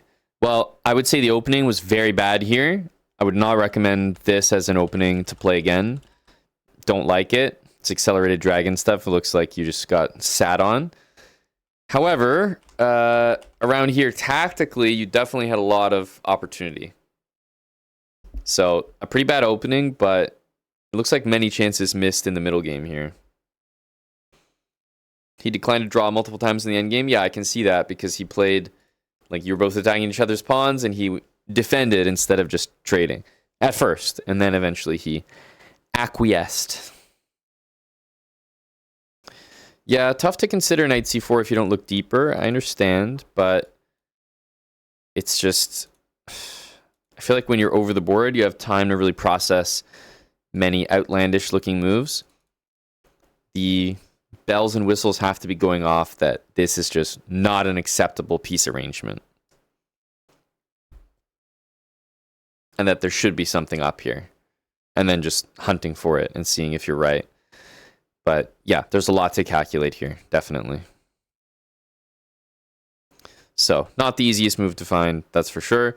However, very effective, and it looks like it was missed, I don't know how many times, but it was there for a little bit. I wouldn't play that opening again, though, Moist. I'm personally not a fan. This looks like a crush. This is... I mean, I haven't seen the game, but I can see how many moves it is, and it's not that many, so...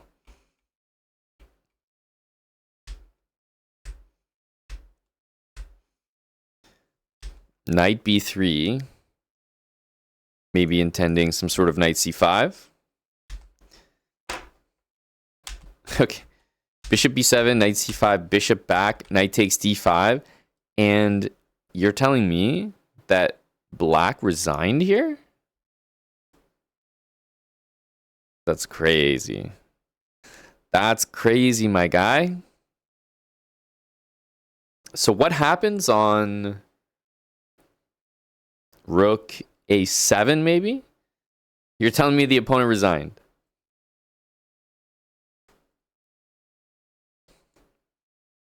Like, what? What happens here?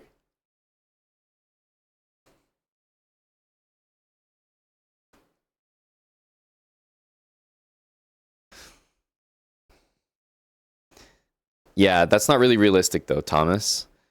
First of all, you know damn well that you're going to rule out moves that are not possible. For example, if you're saying consider every move for every piece, every single move you're going to sit here and analyze a3 and then analyze b3 and analyze b4. It's not realistic. You're going to run out of time on move 4.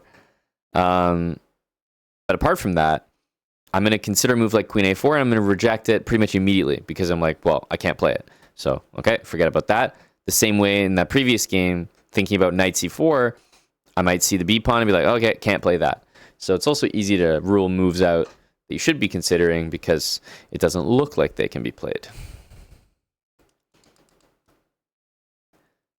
So wait, what's the answer here? What were you planning after rook a7? I assume that you were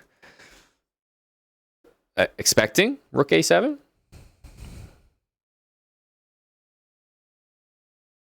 Yeah, knight e6 looks like it, I don't know, it could lose.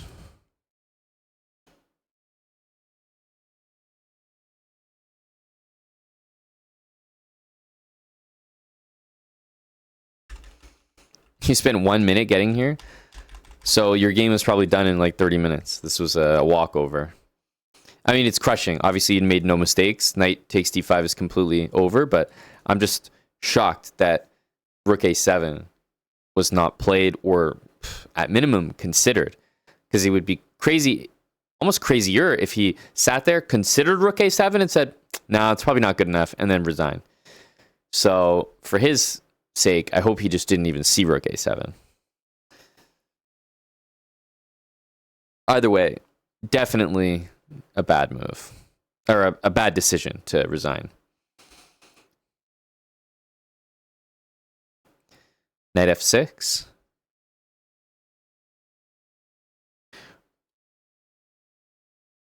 What is knight f6? The only suggestions I've seen is, well, they've just been losing suggestions. So you see what I mean? I mean, clearly it's not that obvious.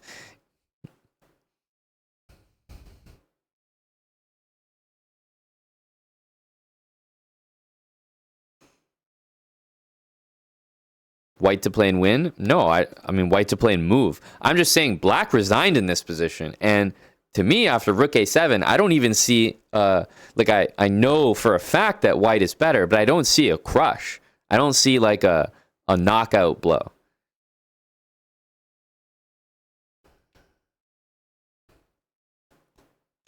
Knight f4, yeah, decent move.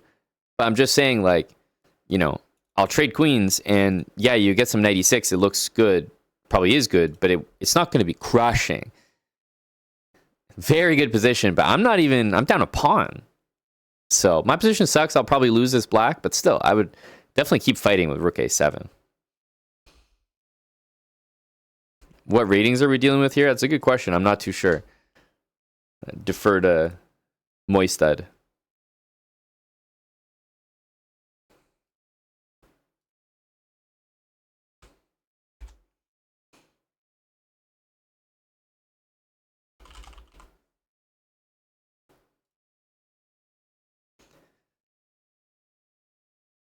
Okay, somewhere between 13 and 1500. But regardless, opponent resigned. Hey, we take those. OTB, shocking to resign here on move literally 15. White played move 15 and he pieced out, so I don't know. 96. Yeah, just take it. Takes, bishop takes. You might even lose there.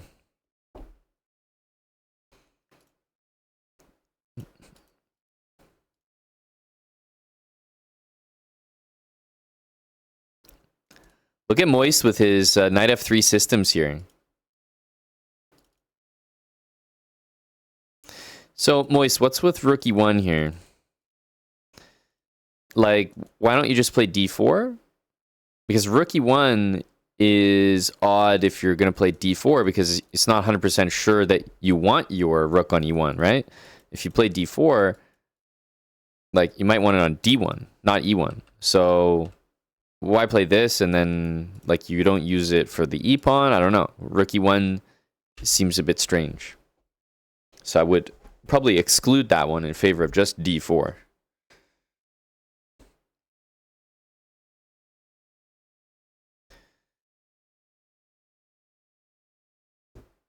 Okay. Scottish Spartan. It's like, Tim, given that you're a titled player, would you say that learning theory has been helpful for you with your OTB tournaments?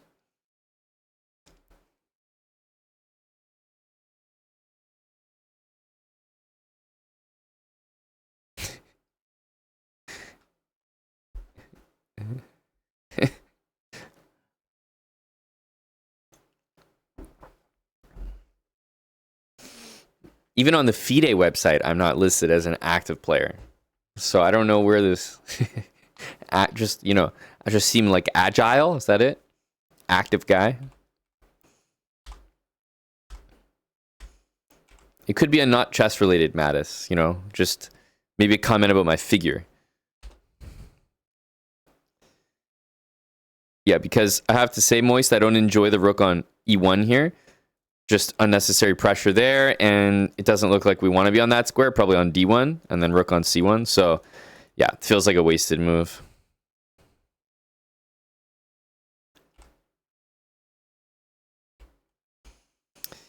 Takes in queen b3, hunting the c6 pawn, okay. Queen a3, interesting. Yeah, and oh god. Oh god! Moist, the position, it hurts to look at.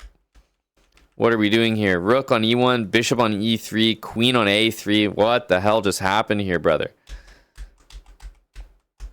Ugh. Queen a3 doing nothing. I don't really understand that. Oh, giving away the dark squared bishop. Ay, ay, ay. What should your position look like? It should probably look like this. And yes, you have captures already, so maybe they go bishop d7. I'm not sure I would recommend taking necessarily. A lot of times, white actually retreats the knight in this line. I'm not really sure how you'd be trying to play it. Okay, it's always possible to just develop like queen d2, bring the rooks, b3 to be solid if necessary. But yeah, I feel like I've seen this the most almost with knight c2.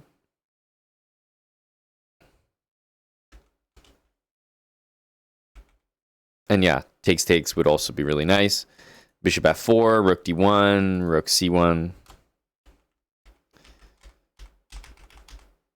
Oof. So what would I do here?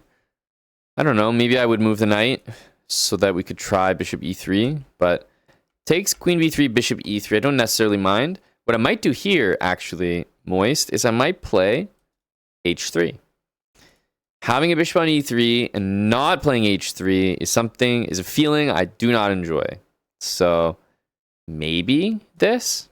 I don't know. And then if rook b8, you could play queen a3 or even queen c2. This looks fine. And like rook c1, b3, king h2, etc. Maybe bishop h6 later. But yeah, bishop e3 and h3 work well together. Not playing h3, ugh, big dislike. Knight g4 is killing you. And knight d1, obviously. If you ever lose your dark squared bishop in any of these like fianchetto systems, or honestly most positions in general, especially ones from e4 like Sicilians or against King's Indians, any of that stuff, oh, it's a complete nightmare. Yeah, this is shocking to me. I would definitely be taking this as black. I mean, this this is the way to go for sure.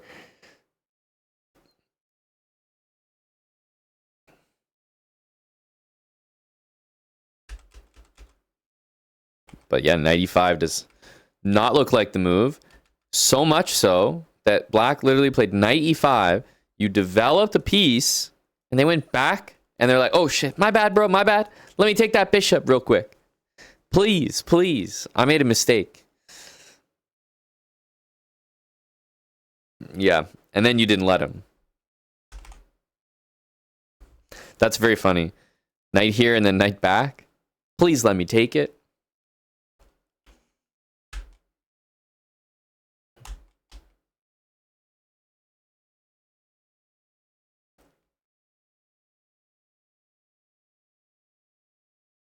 What happened here? Is this a draw agreed? These are some funny score sheets, like just wrapping up in like 15 moves.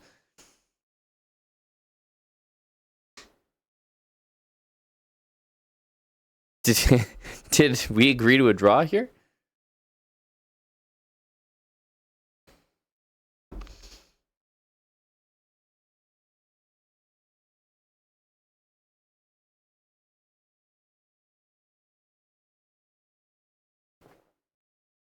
We need answers. Yep.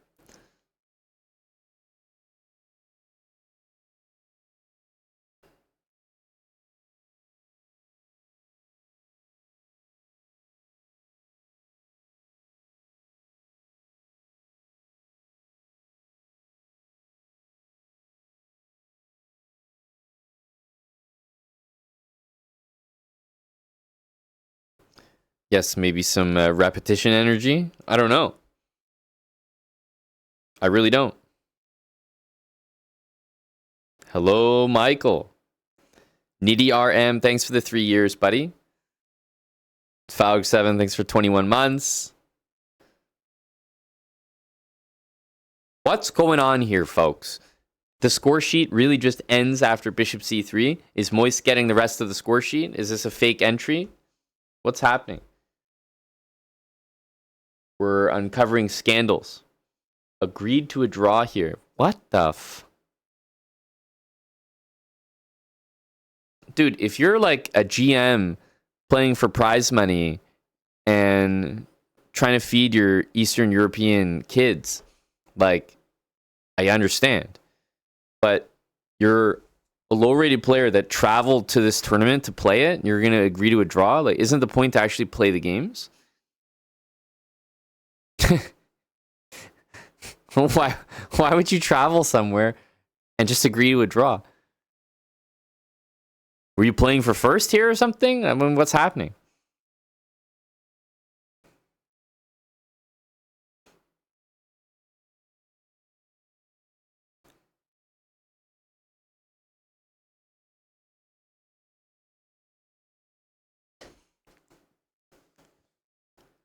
You didn't have a plan?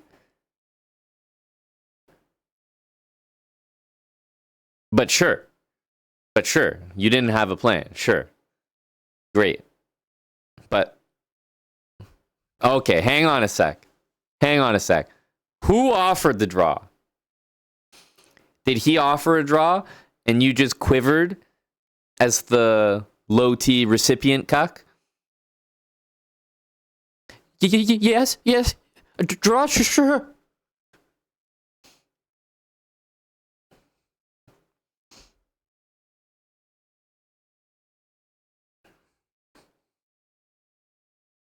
Just crazy.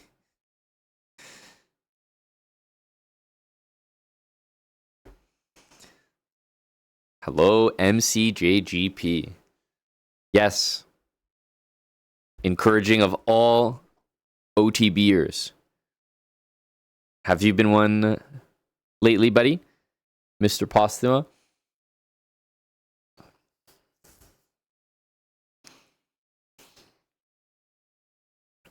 I don't know. I'm sure you've been chastised, but Tim, it sounds like Moist was hiding this one from the boys.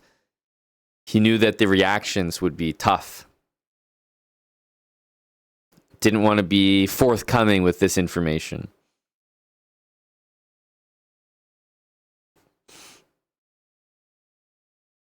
The bottom line is, like, you are on move 17, right?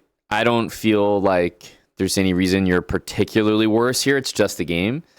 In fact, if my opponent offered me a draw, I'd be like, okay, what? I'd almost be suspicious. But it's hard to think about it from the lens of a higher rated player because there's simply much more at stake. Like, as a lower rated player, you're playing probably to get the OTB practice, to actually play FIDE tournaments. Maybe you like just strictly enjoy it. But you're usually not grinding it out as a living the way other higher rated players may be. And then even then you could still criticize a draw in this position early on. But it's like, what did we really do? We traveled all the way to this tournament just to make a draw on move 17? What would have happened if you got in a position where you didn't have a plan in all of your games? Or you were worse in all your games and your opponent offered you a draw in all your games? Would you just make 5 draws and then go home?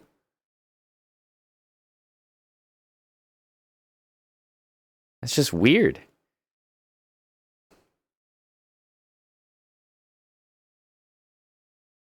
I feel like the whole point of going in person is to actually get the experience. That's right. Maybe you could travel to the tournament and instead of, waiting for yourself to get in a position with no plan and slightly worse and wait for a draw offer, you could just take 5 buys. Half point each. Call it a day. Pay the entry fee as well.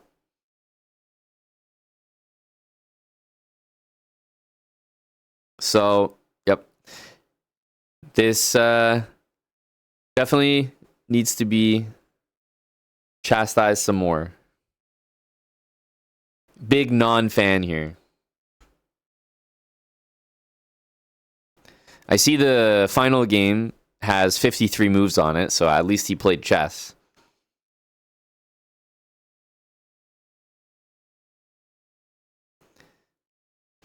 Oh, I didn't realize that.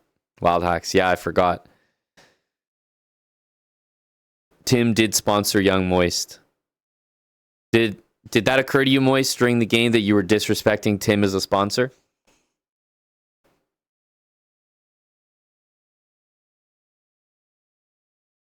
receiving the biggest bedroom as well. Well, you know, in fairness to Moistad, Tim, if he is making early draws, he is trying to make use of the largest bedroom. So you have to give him that at least.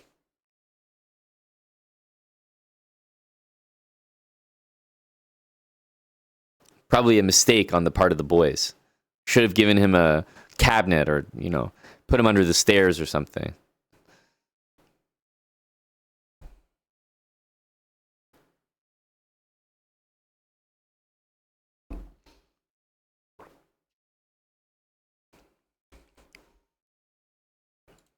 So we have one more game.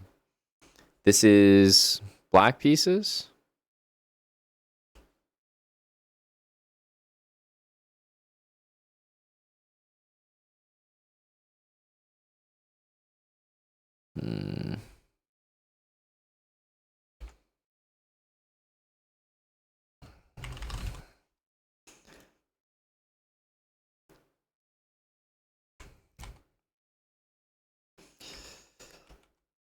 We have a Sicilian here. It seems like the dragon slash, yeah, accelerated dragon, whatever. It seems like those are the positions that we're getting here. Ooh, bishop e3, knight c6. That's not a good feeling. Yeah, if you have to move back, something is wrong here. Eddie is a Sicilian bra. What's going on? We got the Grand Prix attack. I mean, is Moist kind of trolling here? I'm not familiar. Should we be playing g6, bishop g7 first?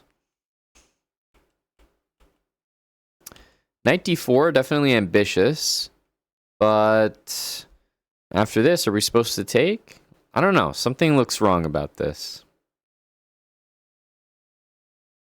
Knight back to c6 does not make me feel good.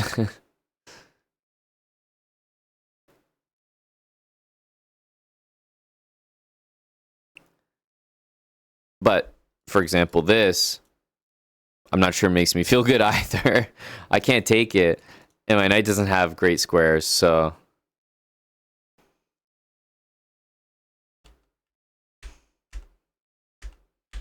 I don't know. It feels like there's something wrong with the opening. Like, something's just flawed here. Yeah, maybe g6? I don't know. And then white will develop. Bishop g7. Like, this feels a little bit better. Maybe knight here or bishop d7. It seems like we were bothered by bishop takes c6. And so we spend time on bishop d7. But white's like happy to give away the bishop for the knight. So I'm not really sure that this is what you want to do. Oh, h3. h5. What is this? Did the boys have like a bingo card for you? You had to play h5 and win or something?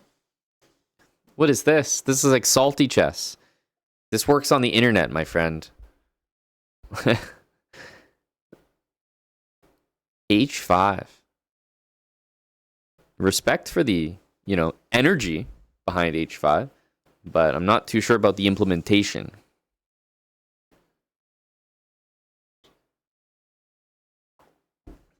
a6 to peer. Yeah, but it's so slow. Black doesn't have a good position because he's so slow developing this bishop on the king's side. So, as I said, if white is interested in taking the knight, like that's why they put the bishop there, I wouldn't be in a rush to force him to do so. Because I'm wasting a moving a pawn if he would almost take there voluntarily.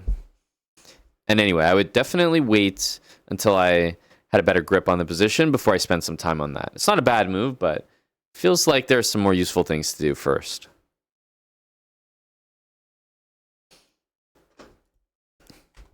e5. Oh my goodness. e5, knight h7, boys. Moist. What are we doing here, bud?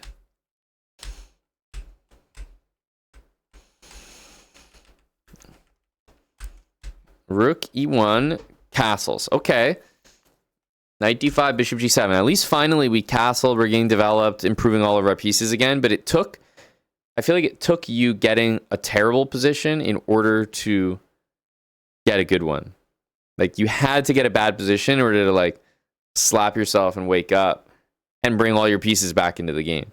But at some point we were just like moving all of our pieces back. h5. I don't know what's going on here.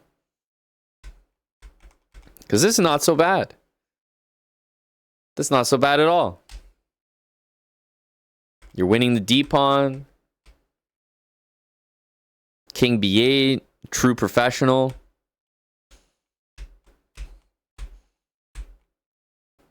This is good, I feel.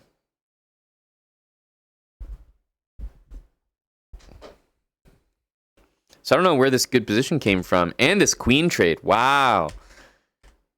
Wow, big professional. Bishop g3. Wait a minute, is this the same player? We sure Moist isn't with the white pieces here? This is a masterclass once again. This is like your first game. a3 hanging. We got rook e1 coming.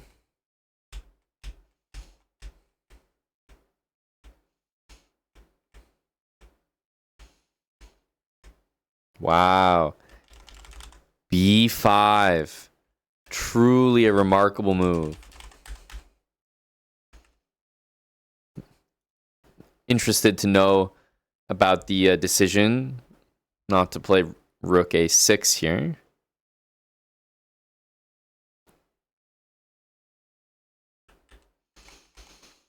I mean, this looks great. You're completely covered here. You have rook e1 as a threat. I don't know.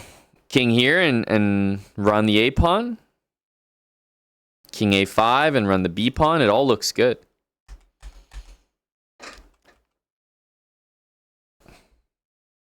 I guess I can see how this works.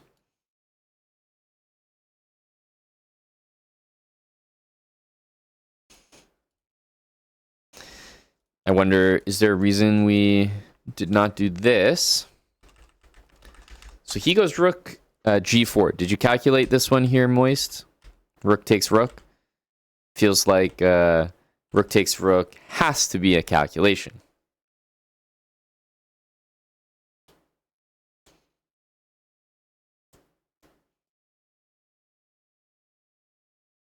Because does it not win? Just go b4. Our pawn is faster than this one, so it means that the knight has to cover. And as soon as the knight covers, we get this square, and we just cover that. And, I mean, isn't this kind of easy? We watch this pawn, and then we just bring our king up and promote. So what's the deal? Because when someone plays a move like this, first thing you do is buckle down and calculate. You know, just I go here, he goes there, I go here, he goes there. You can be one of those annoying people who calculates with their fingers. I'd rather see that than see rook f4. I mean, rook f4 is... maybe it's decent. It's probably still winning. But why aren't we taking if this is seemingly forced?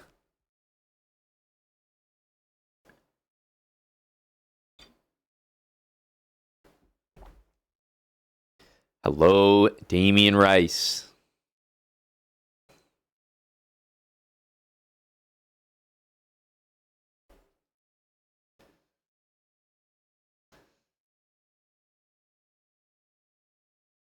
Thank you kindly. 1,000 bits. Good to see you, Damien. Hello, Watson. Oh, no problem, buddy. Was pitching you and Tapir. Maybe even late. Depends on you guys. How's it going, Watson? It's important to him, Watson. You have to appreciate that.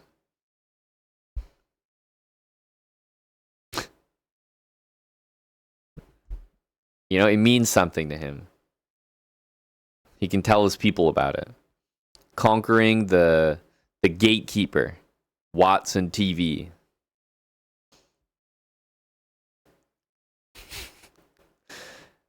Dude, did we lose Moist? Like, he's not even here anymore. Hey, Trucker Johnny.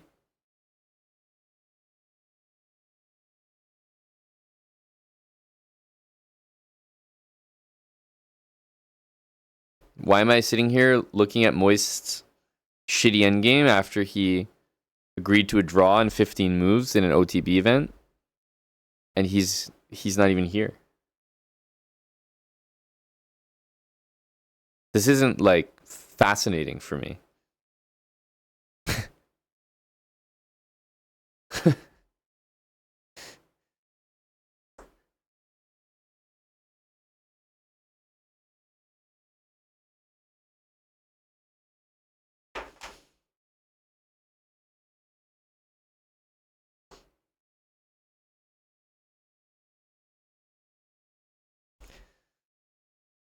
Wasn't sure what he ended up finishing with. Some wins, some draws. I don't know. I wasn't keeping track. That was 5 games. The guy's not even here.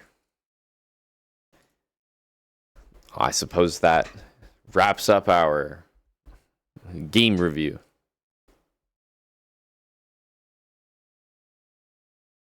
Yes, 3K on the dot. A very satisfying number for sure. Should be, Eddie. Yep, that's the conventional wisdom.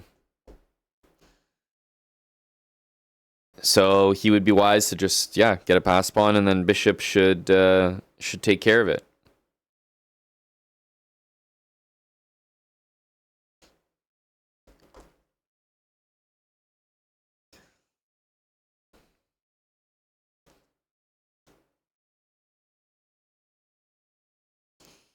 Do it over voice. Yep, can host Watson if he's down. Can host. But I think he was saying, kind of be a later item, so, kick energy a little later type of thing. I know you're certainly one on the later schedule. Hello, Zen. What's up, brah? I've reached the pinnacle of GeoGuessr. Zen, you and myself now. Just, 2 guys in champ. What can I say? Nothing much to it. Sounds good, Watson.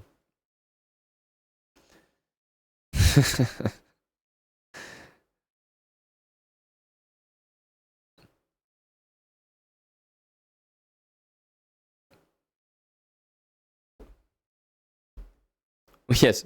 Well, 1 minute Zoom is different than, like, I'm on a call, got to go or something, I'm sitting here looking at some shitty endgame of someone who's not even here. Not interested in that.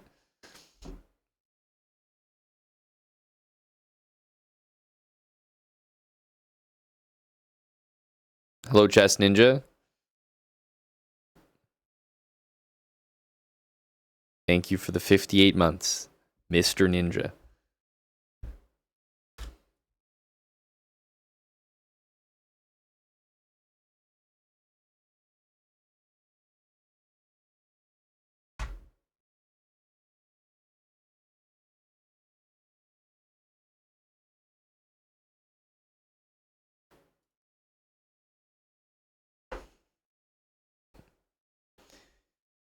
Yes, in general, I'm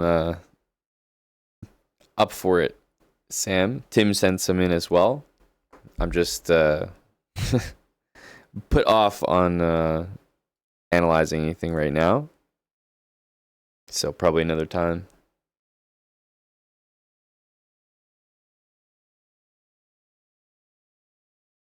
It's not really any good players on. Or at least not seeking. Maybe we can fire out our seek. You might get accepted. I have a much better time just accepting the seeks rather than putting them on myself. Something like that, Zen. I don't know. I got very lucky, right? Very soft week. But we did have to hit a peak elo to do it, to make it in. It was a fun one. We were streaming it at the time.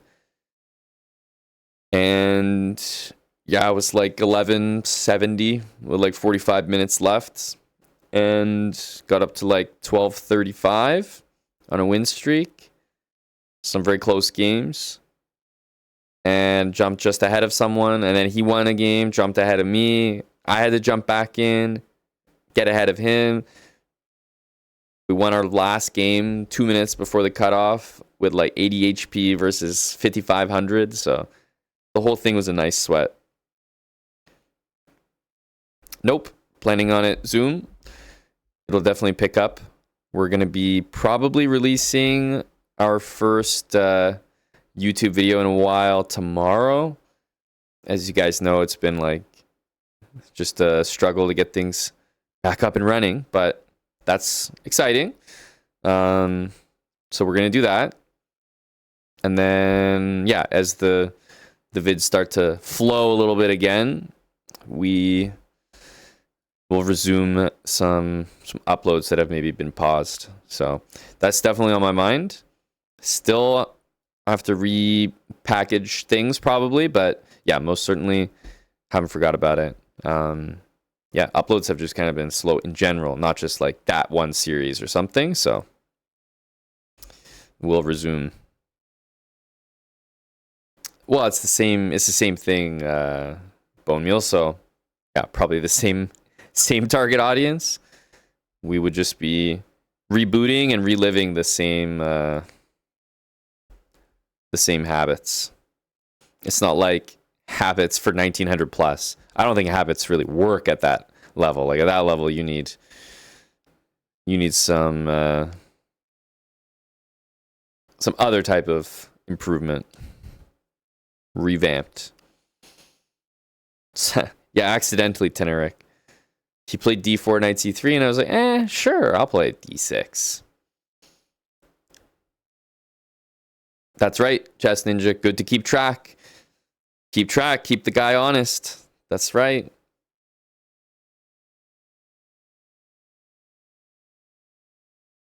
I'm looking at B5 here.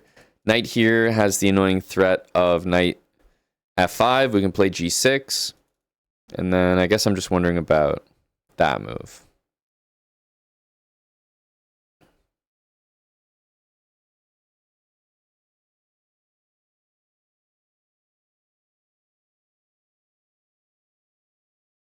I feel like it can be a little bit annoying there.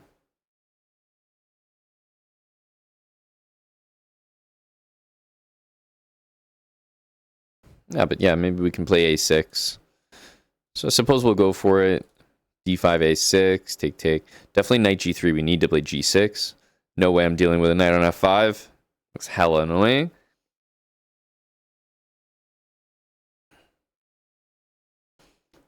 Good question, Eddie. Zoom? Any OTB games?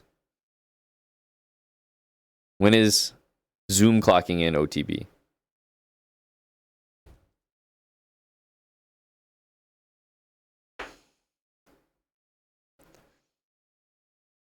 I don't think so, Vicaria, no. That may not occur. Hopefully they're still going to be watchable for you.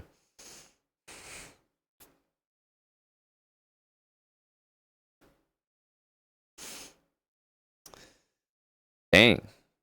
Damian Rice. Oh, man, it's been a minute. 500 bits? Much love. Go, Damian. No one is Jacob. Thank you for the 100 bits at the same time. It's true. No one is Jacob, except Jacob himself. Go, Jacob.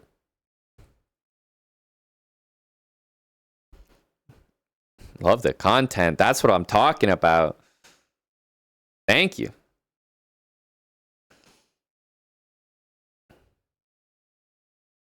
Do we go bishop b7 here. It's like I almost want the bishop here, so I'm kind of thinking of knight b6. But maybe a move like that will happen afterwards. I don't know. Knight on d7 could find itself useful. I'm still going to do it though, because the knight here kind of supports that move, which that's going to be the response. And then boom, we can play knight c4, maybe take that dark square bishop. So I feel like that's kind of a nice option.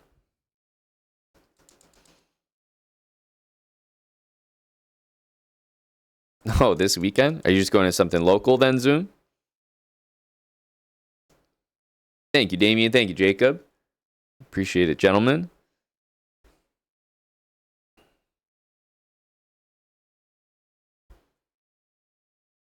You're definitely right, Vicarian. We're not going to go to the old hairstyle, so what's a good comparison? Like in TV or in video games or something. What's an example that you feel like lines up with that? It's like they're bringing back a classic. They got the same cast members, but they just look a little different, a little older.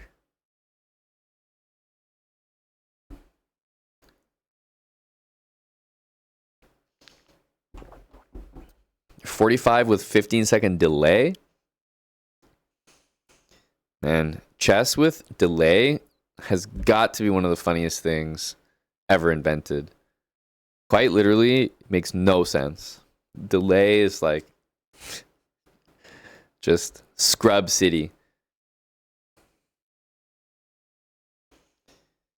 I've played probably one tournament in my life, I think, with delay. Oh my god, it was just madness. Not enjoyable.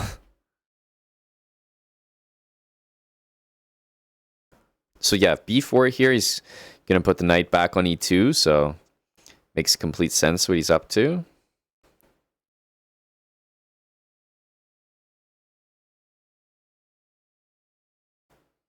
I'm kind of wondering about a6 and c5. We can play b4 here, but yeah, he's going to bring the knight back. That's what he's been planning.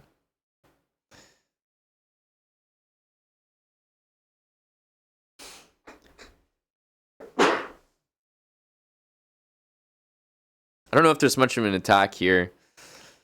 b4, knight e2, c5 kind of gives him bishop b5 check for no reason. So that's why I was thinking of a6 a little bit.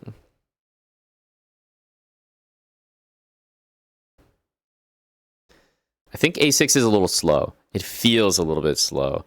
Like, it feels as though there's something wrong with it. Like, it's not good enough. And I know that as I'm about to maybe play it here.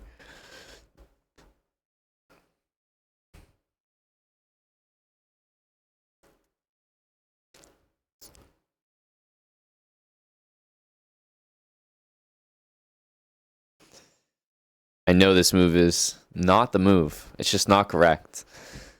It's a move that can work out, but it's just one of those things that the engine just completely eats alive. They're like, oh, you're playing some slow move like a6? Thump. Here comes a move you didn't expect.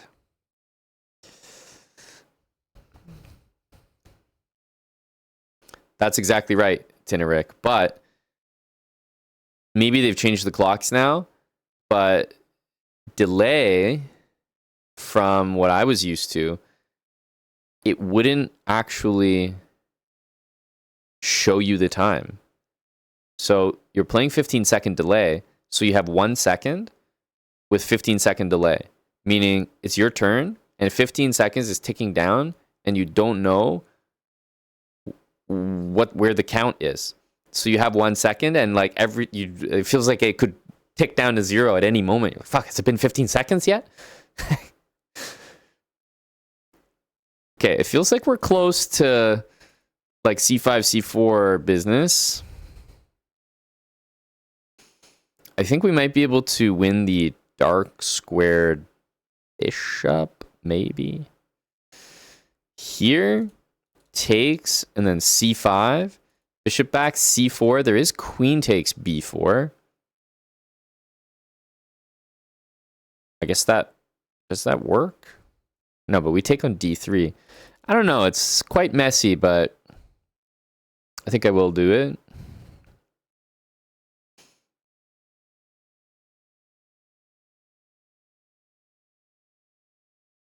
So we can go this one directly, but I think this is the way to go. Knight takes pawn here. Also, we're coming with that. Bishop takes. He might do. Yeah, I think try to go here regardless.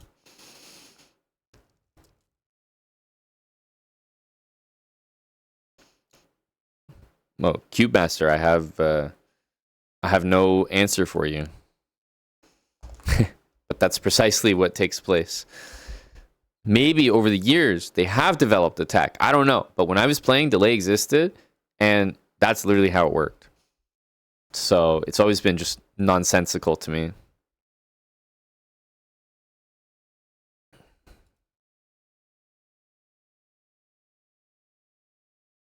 So I feel like he has to take, or at least that was my thought, because I just thought this move was way too strong, like trapping the bishop.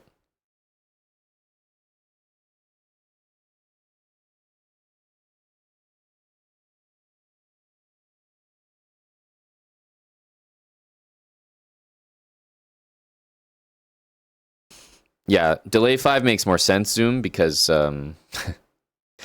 delay 15 I've never heard of before, but I feel like nowadays time controls are very loose.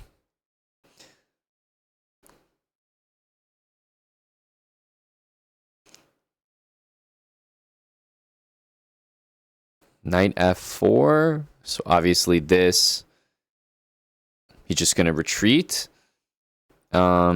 C3. There is queen takes d6. So I suppose we have to be a little bit careful.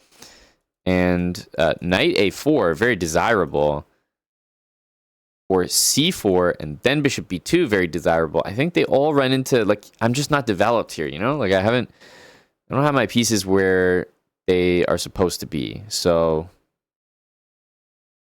I feel there are some issues here. Like I'm on the verge of some very, very good stuff, but the pieces are not developed. I think I might play here.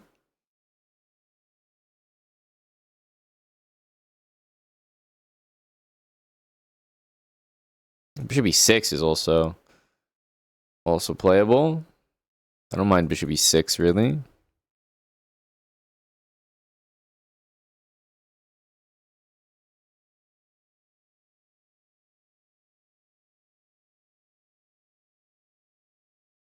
Definitely one of those two moves. The thing is, bishop b7 just sucks. It's only to cover that square.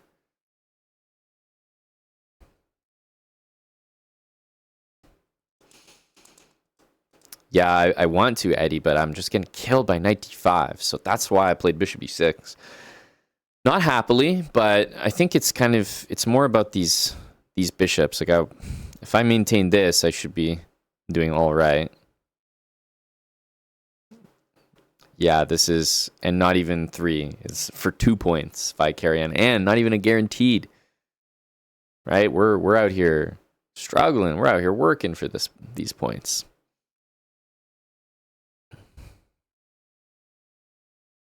King e7. We can also castle and like drop this pawn here. I don't really know if that's the right thing to do.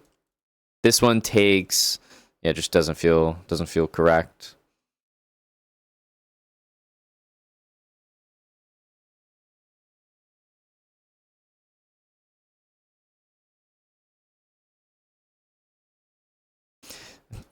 Again, don't really like this move. Just feels kind of wrong.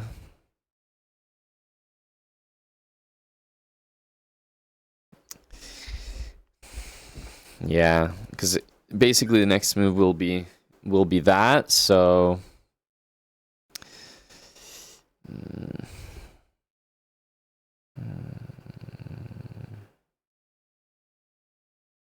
guess you kind of go here and just dare him to play c3. It's definitely playable.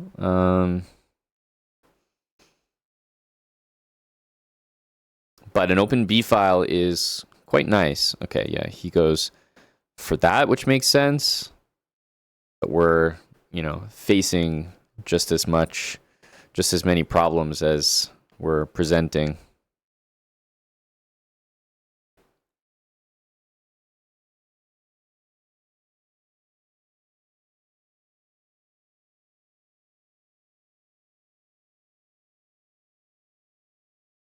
Because we're not even really crashing through over there. So even though we might be better, just it feels like one of those positions that won't turn out that well, because I'm going to have to respond on the king side in a couple moves. Queen g5, rook f1. I like d5, actually. I was definitely considering it instead of that. This might be a little bit slow. Like, we're going to win this, but it's like I have to take and then like come back and then go there. And even then, I'm not making any threats. So it feels like white is making more immediate threats that need answers.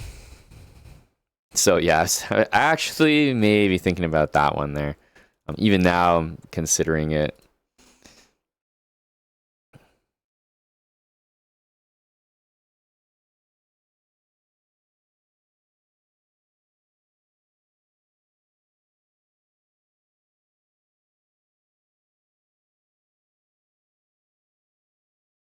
Feels like I can take this anytime, so I'm more like just trying to deal with that incoming threat. I wonder about this move.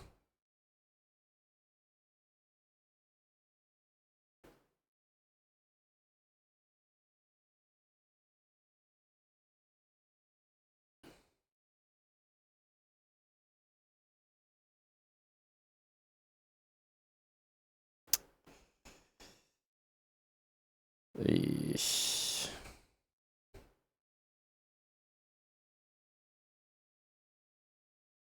Hit this queen here. For some reason, I was actually thinking about rook to f6. It just always feels like I'm so slow taking this pawn. It's so frustrating. Feels like we're making some threats, but maybe knight c3 is the move for us. Whether or not it works, it definitely looks like it works. And that's what matters. But for the moment, I don't like the fact that there's a queen check at the end of those lines. Rook f6, I think, is better than bishop f. Bishop f6, he's just going to sack for it. Maybe we can play h6 here.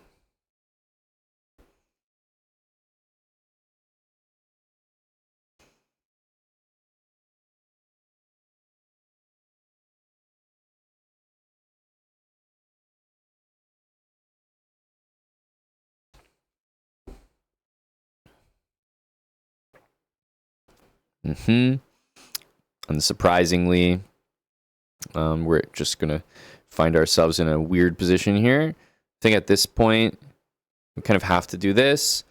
I do think this is a move. Okay, yeah, that's a good move as well. But yeah, kind of like just force down a rabbit hole.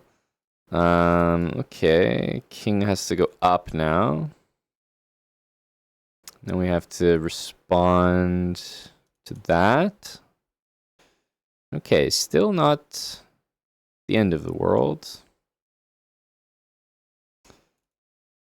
This one has that as a possibility, which is a little bit concerning. But maybe we can play knight here and sack that, win this, and maybe there's some hope.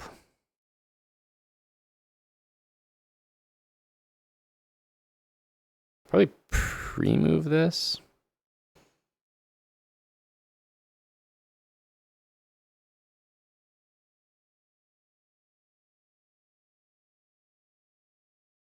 Yeah, I think this is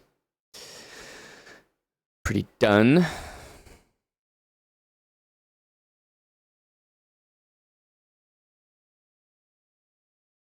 Wouldn't say that was his best.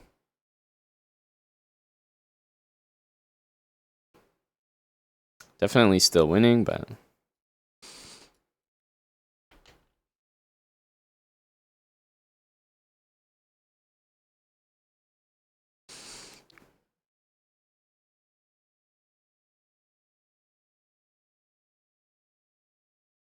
guess that will be a big fat queen.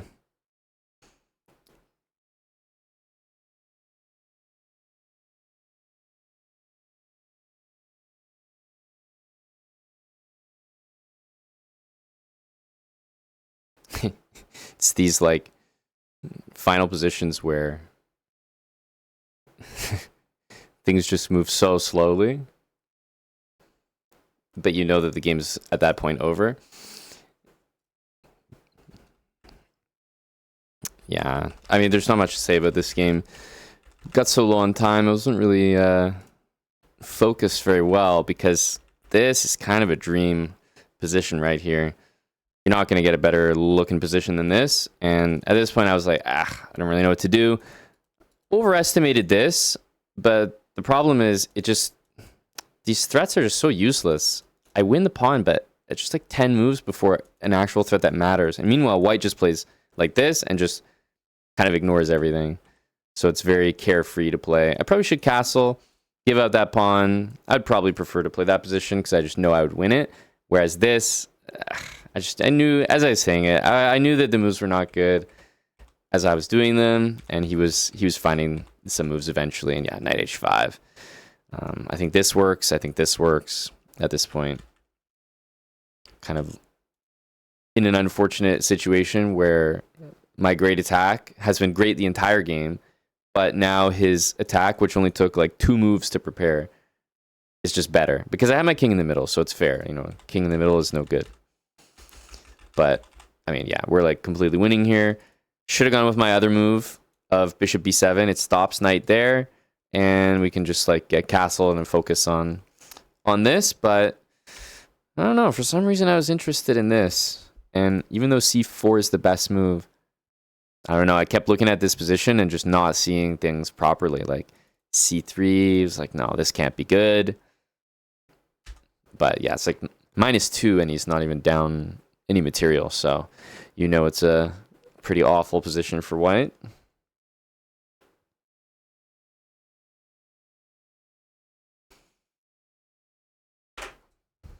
d5 instead of knight a4. No, I mean, at that point we're in trouble. He's just playing some, you know, very obvious attacking moves that you don't have to put much thought into. That's the thing, is like at this point he's a much weaker player, but he doesn't have decisions that he needs to make here that are going to exhibit maybe that lower level. All of them are pretty easy, unfortunately. He's just f5 takes, like, just, you know, straight at the king, and then he's just going to ignore the stuff that happens here. So at least an example is like this, you know, now he does not have easy decisions to make. I don't think this is smart for black, you know, maybe here, but we can go here, here, here. Like, I wouldn't say it's easy for him. More of a chance for him to show his level compared to what I did, which is like king on e7. Anybody can like chuck the pawns down, and eventually it's going to get to a point where there's so many tactics that he's just going to find something, if not the best thing. So I knew this game was going to be annoying. I mean, I'm sitting here, we weren't really trying to play rapid. I was like trying to do some game analysis, but then that just abruptly ended, and I was like trying to find a challenge to accept, couldn't. And this is what ends up happening on stream, is like, as a result, I end up playing like insanely low rated players. Like this was +2. It's crazy. Those are not I'm not here to play a +2 rapid game. And yeah, we get punished as a result. Lose a ton of rating. Not much point in that. 2300 is definitely not very high. Well known that in rapid, of course, you can you can get a pretty nice rapid rating compared to your other ratings for the most part. I think that's pretty standard across accounts. HL, thanks for the 74. Worms, that's exciting, man. It'll serve you well, I think. Curious to hear what you think about it when you get it. But thank you for that.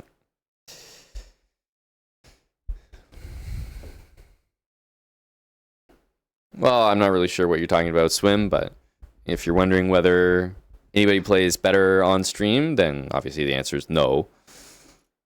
It is only a handicap, that's for sure. So maybe we talked ourselves into the wrong decision. Why is that the case? There's just nobody plays rapid. Like there's no good players that play rapid, so it's mainly just like cheaters and inflated accounts and people getting banned and rating refunds and like people AFKing. Like there's just not really too many talented players that play rapid. Think about the top players on the website. None of them play rapid, right? So it's mainly like lower rated players that play it. And so you could be a lot weaker in rapid pool and have your rating float closer to the top because most of the guys just don't participate.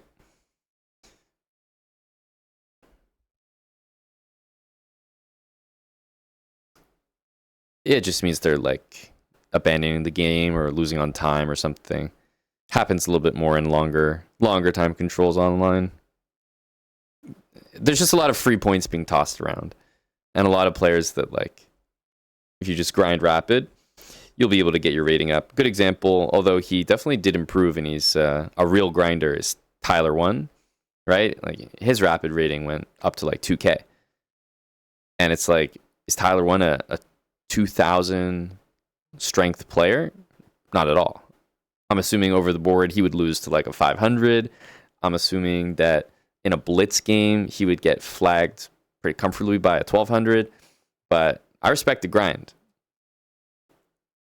I remember watching that or just hearing about it, and I was like, damn, that kind of exposes chess, how easy it is to get a 2K rating in rapid. It's like you could probably do it in a couple months if you just grind it every day.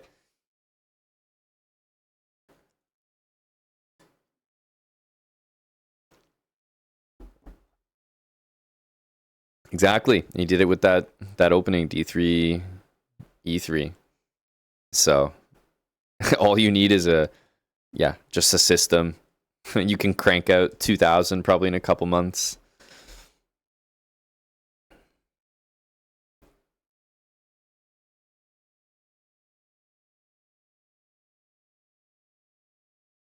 We should probably want to hang that.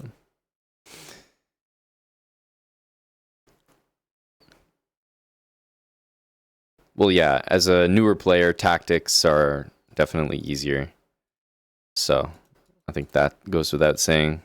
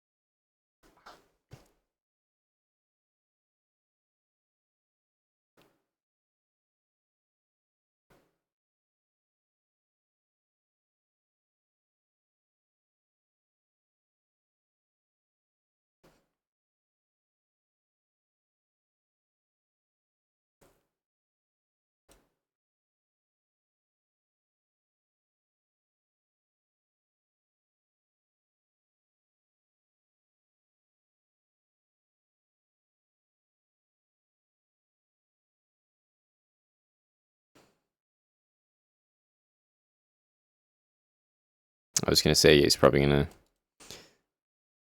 bring that in.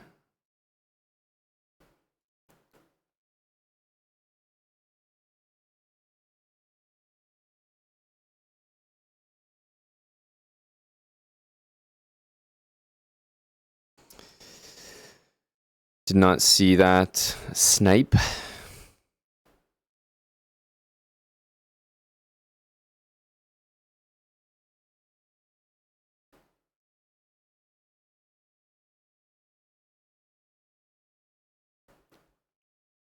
We do have this. He's probably going to take it, but we can get our bishop to h5.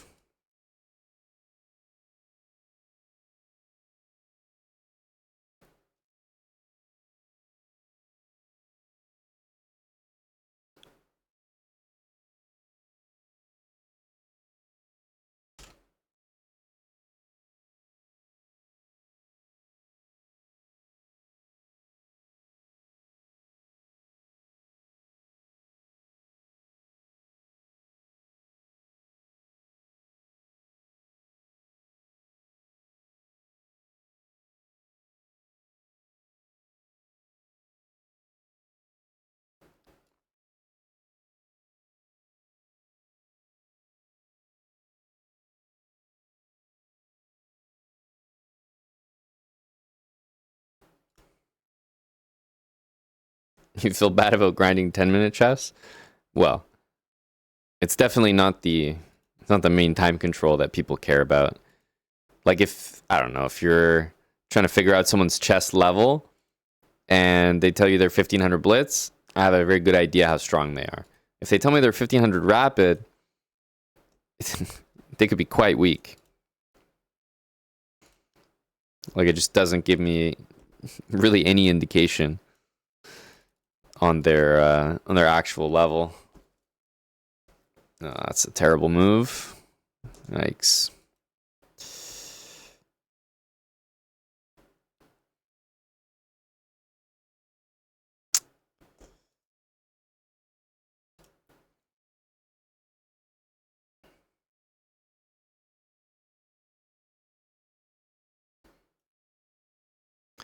Okay, well that wasn't very good by him.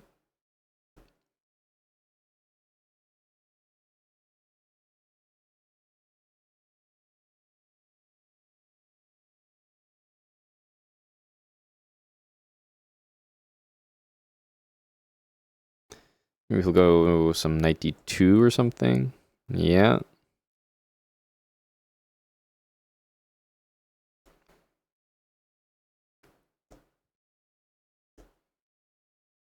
Something here will be checkmate.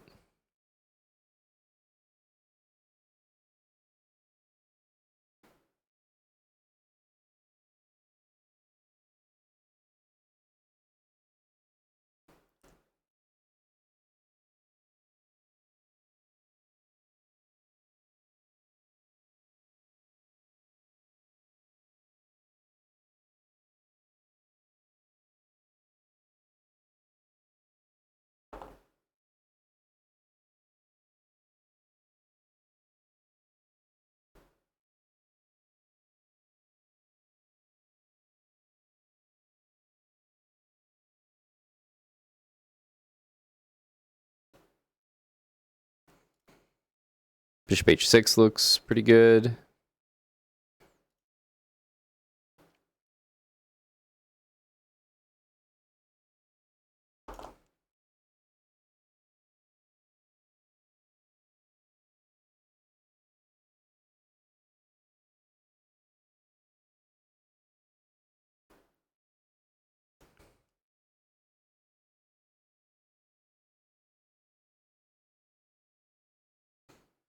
Could definitely be playing that.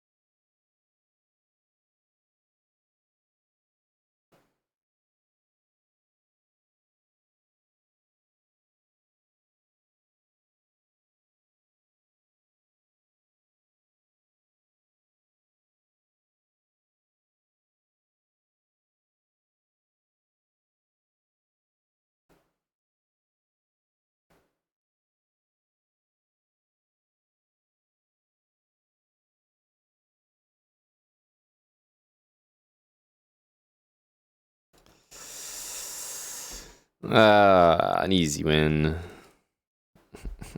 Thanks, Cloudy. Moody.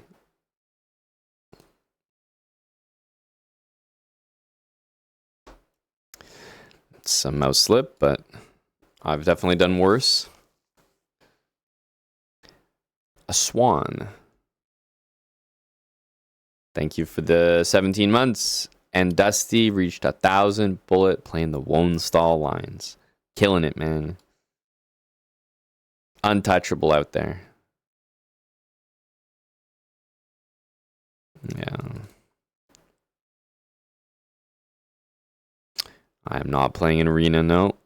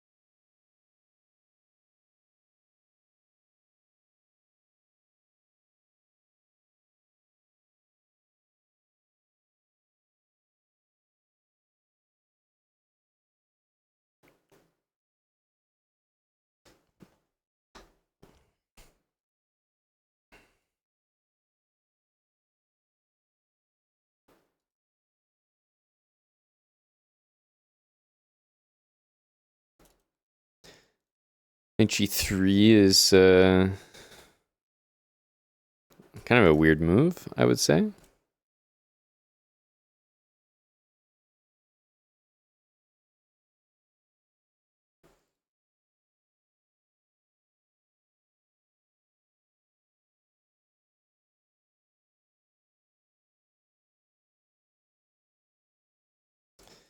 Yeah, we probably should have just taken that. Now we have to deal with this for no reason. No reason.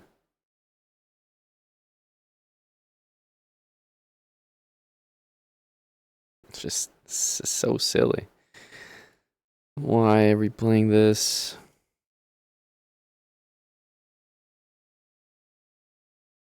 Okay, I would definitely not say that was the scariest.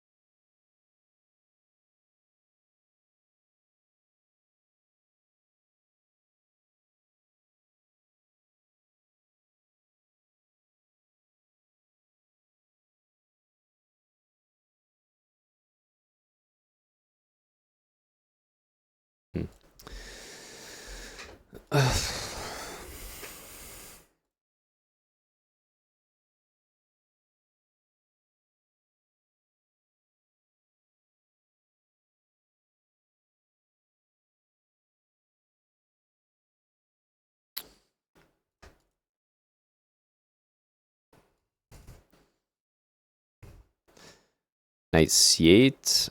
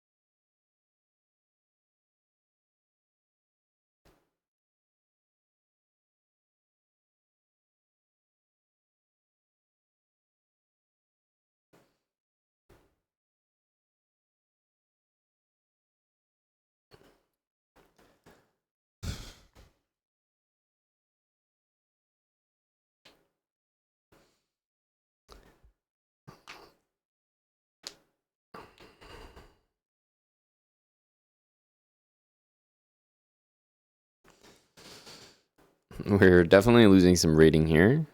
Very surprising. But I don't think we're playing very well.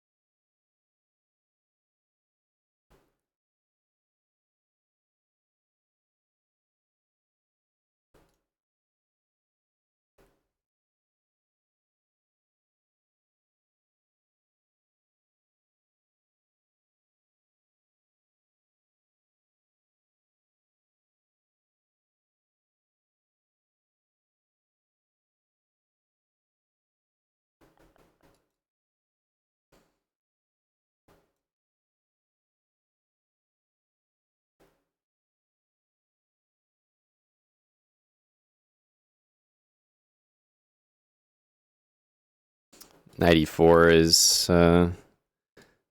that's a bit unlucky.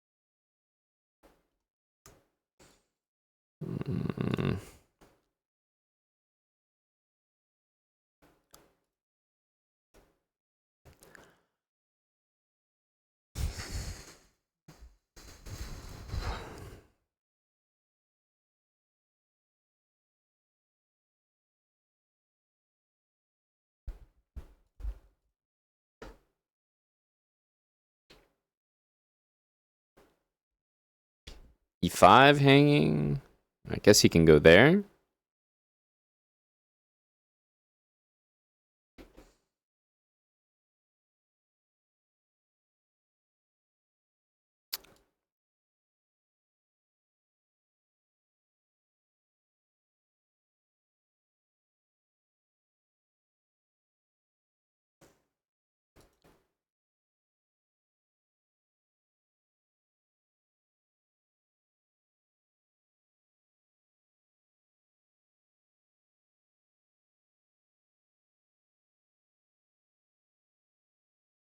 C-pawn is pretty scary. Can't lie.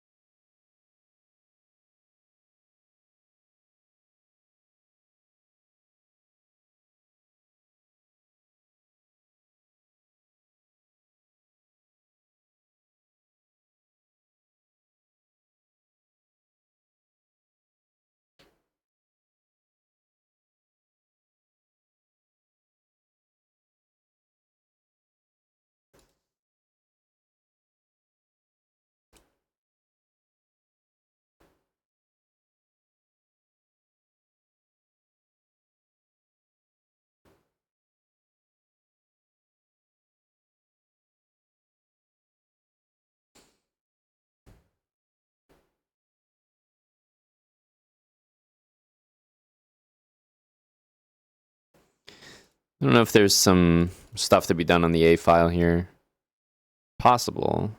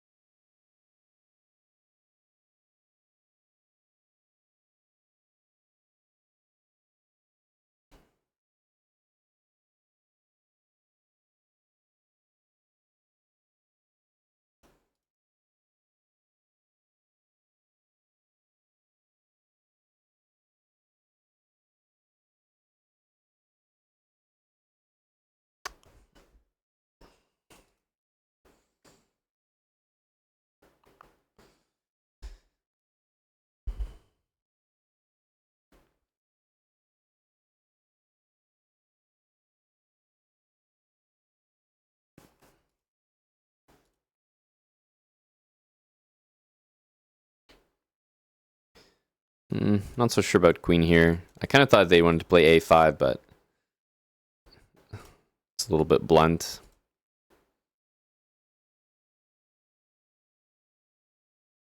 You can take, but then, yeah, there's going to be some problems there. So let's take this way.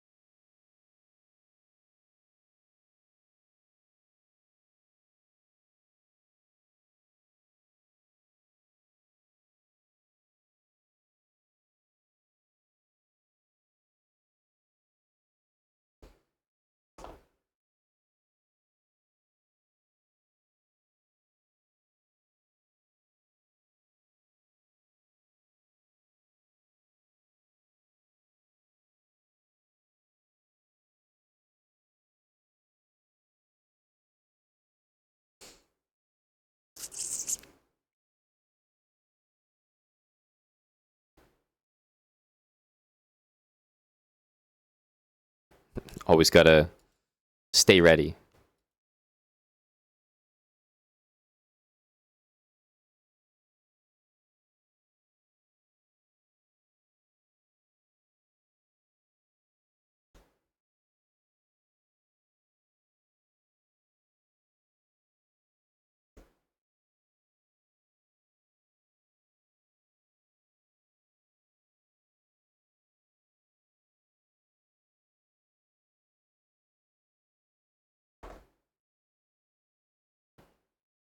Maybe rook takes was better.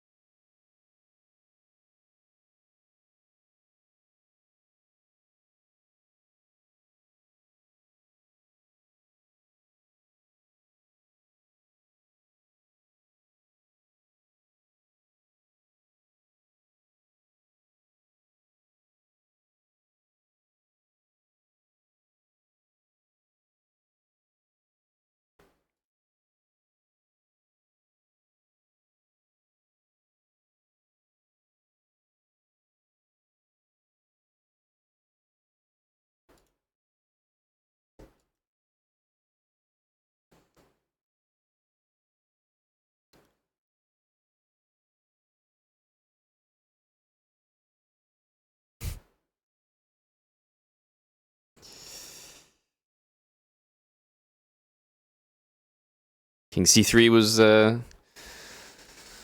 pretty bad move. I noticed this guy plays an early c5. He should basically be falling into this line every time.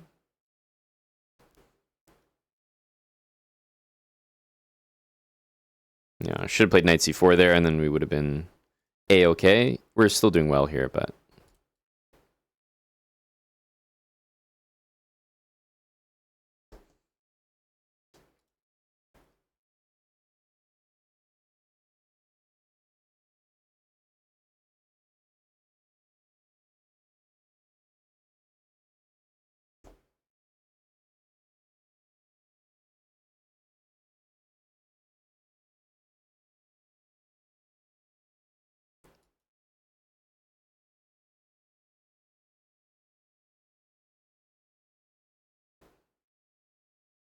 we'll see.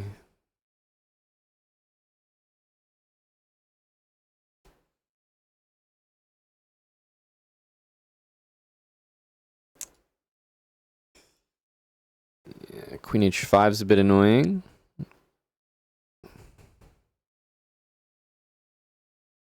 Okay, I think we need an escape square. Probably should have been a6. I don't like that. It's a little bit too weakening.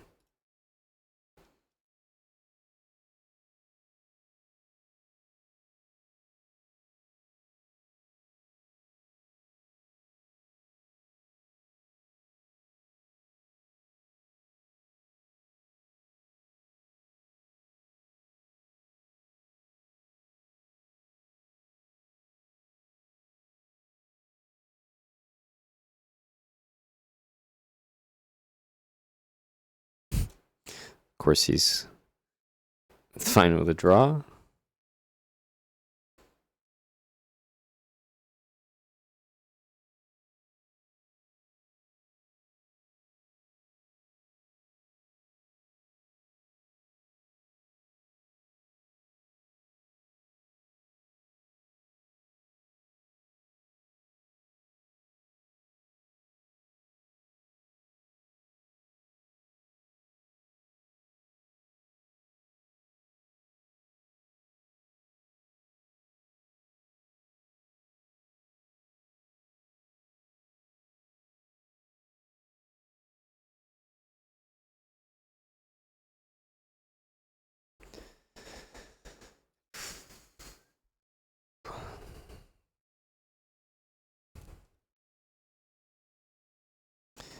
That was definitely not one that I was favored in. And most of the games have gone well, but that one was no good.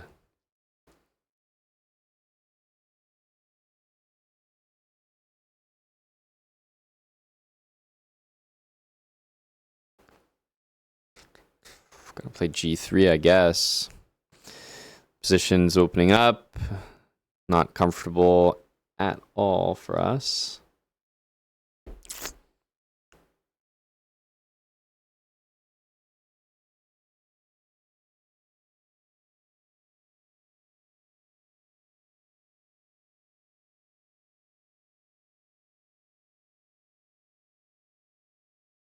Bishop check, I think, is not the most devastating thing because we probably wanted to do this anyway.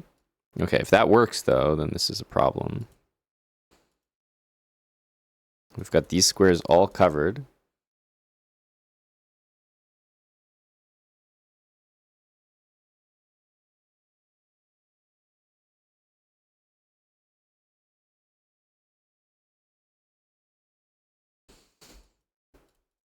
Okay, this is a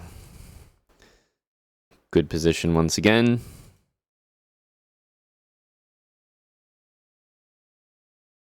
Opposite bishops. I think that opposite bishops actually make this position easier to win.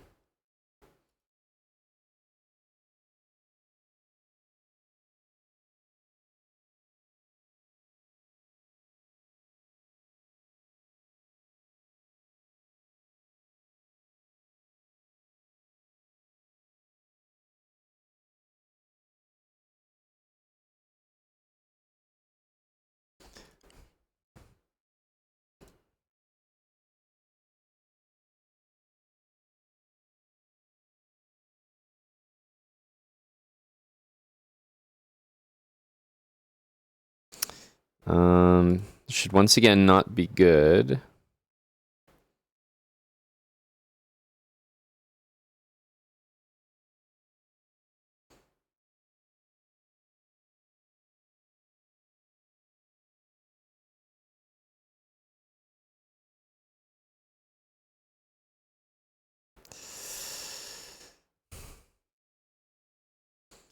Okay, that definitely ended up working.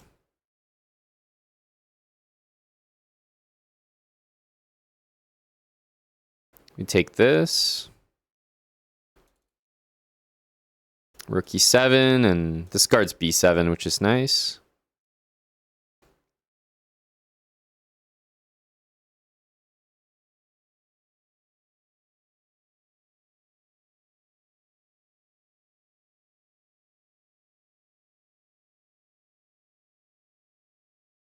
Queen f2, g5. I played anyway.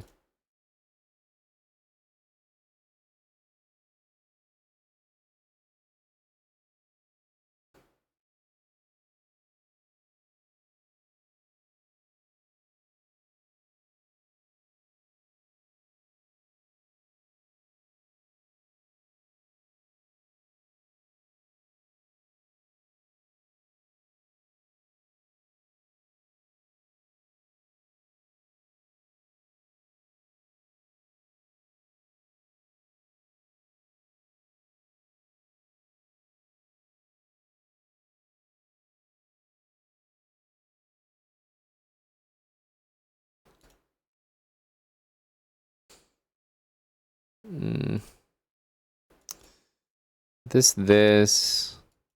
If this. I was gonna say he could play that. So the question is, do we take it? I think the answer is yes. We can just renew the threat.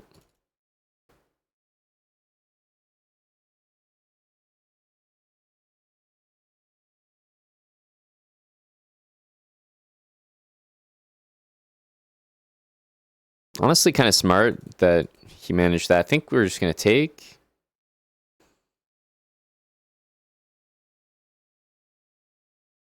I think B4. Rook A4 doesn't ever feel like it does anything.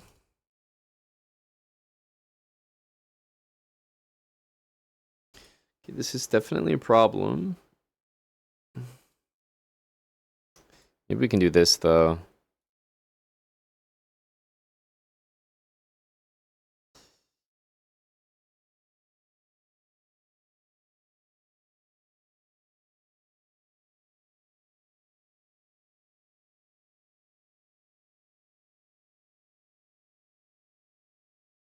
Definitely sack on E7.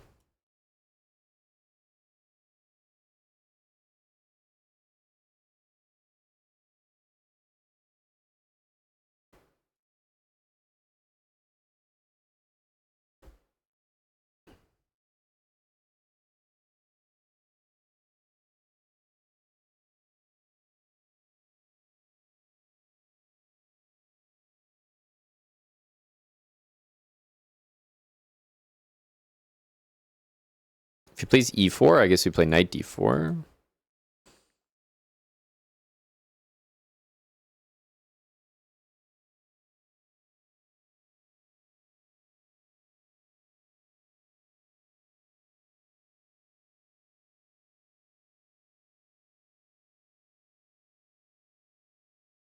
Not sure why we were so excited to give him this position.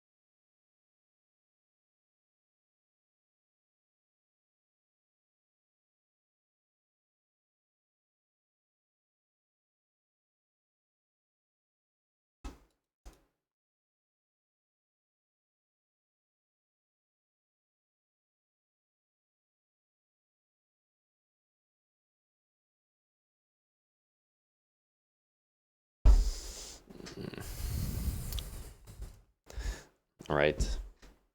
I think it is long overdue. We're going to move to kick this evening. We should have been there already, but we've been delayed. Thanks, Senile Oyster, for the 84. Tier 2. I think the only person sub tier 2 must be Senile Oyster. Thank you, buddy. Michael, thanks for the gifted sub. Cloudy Moody, thanks again for the prime.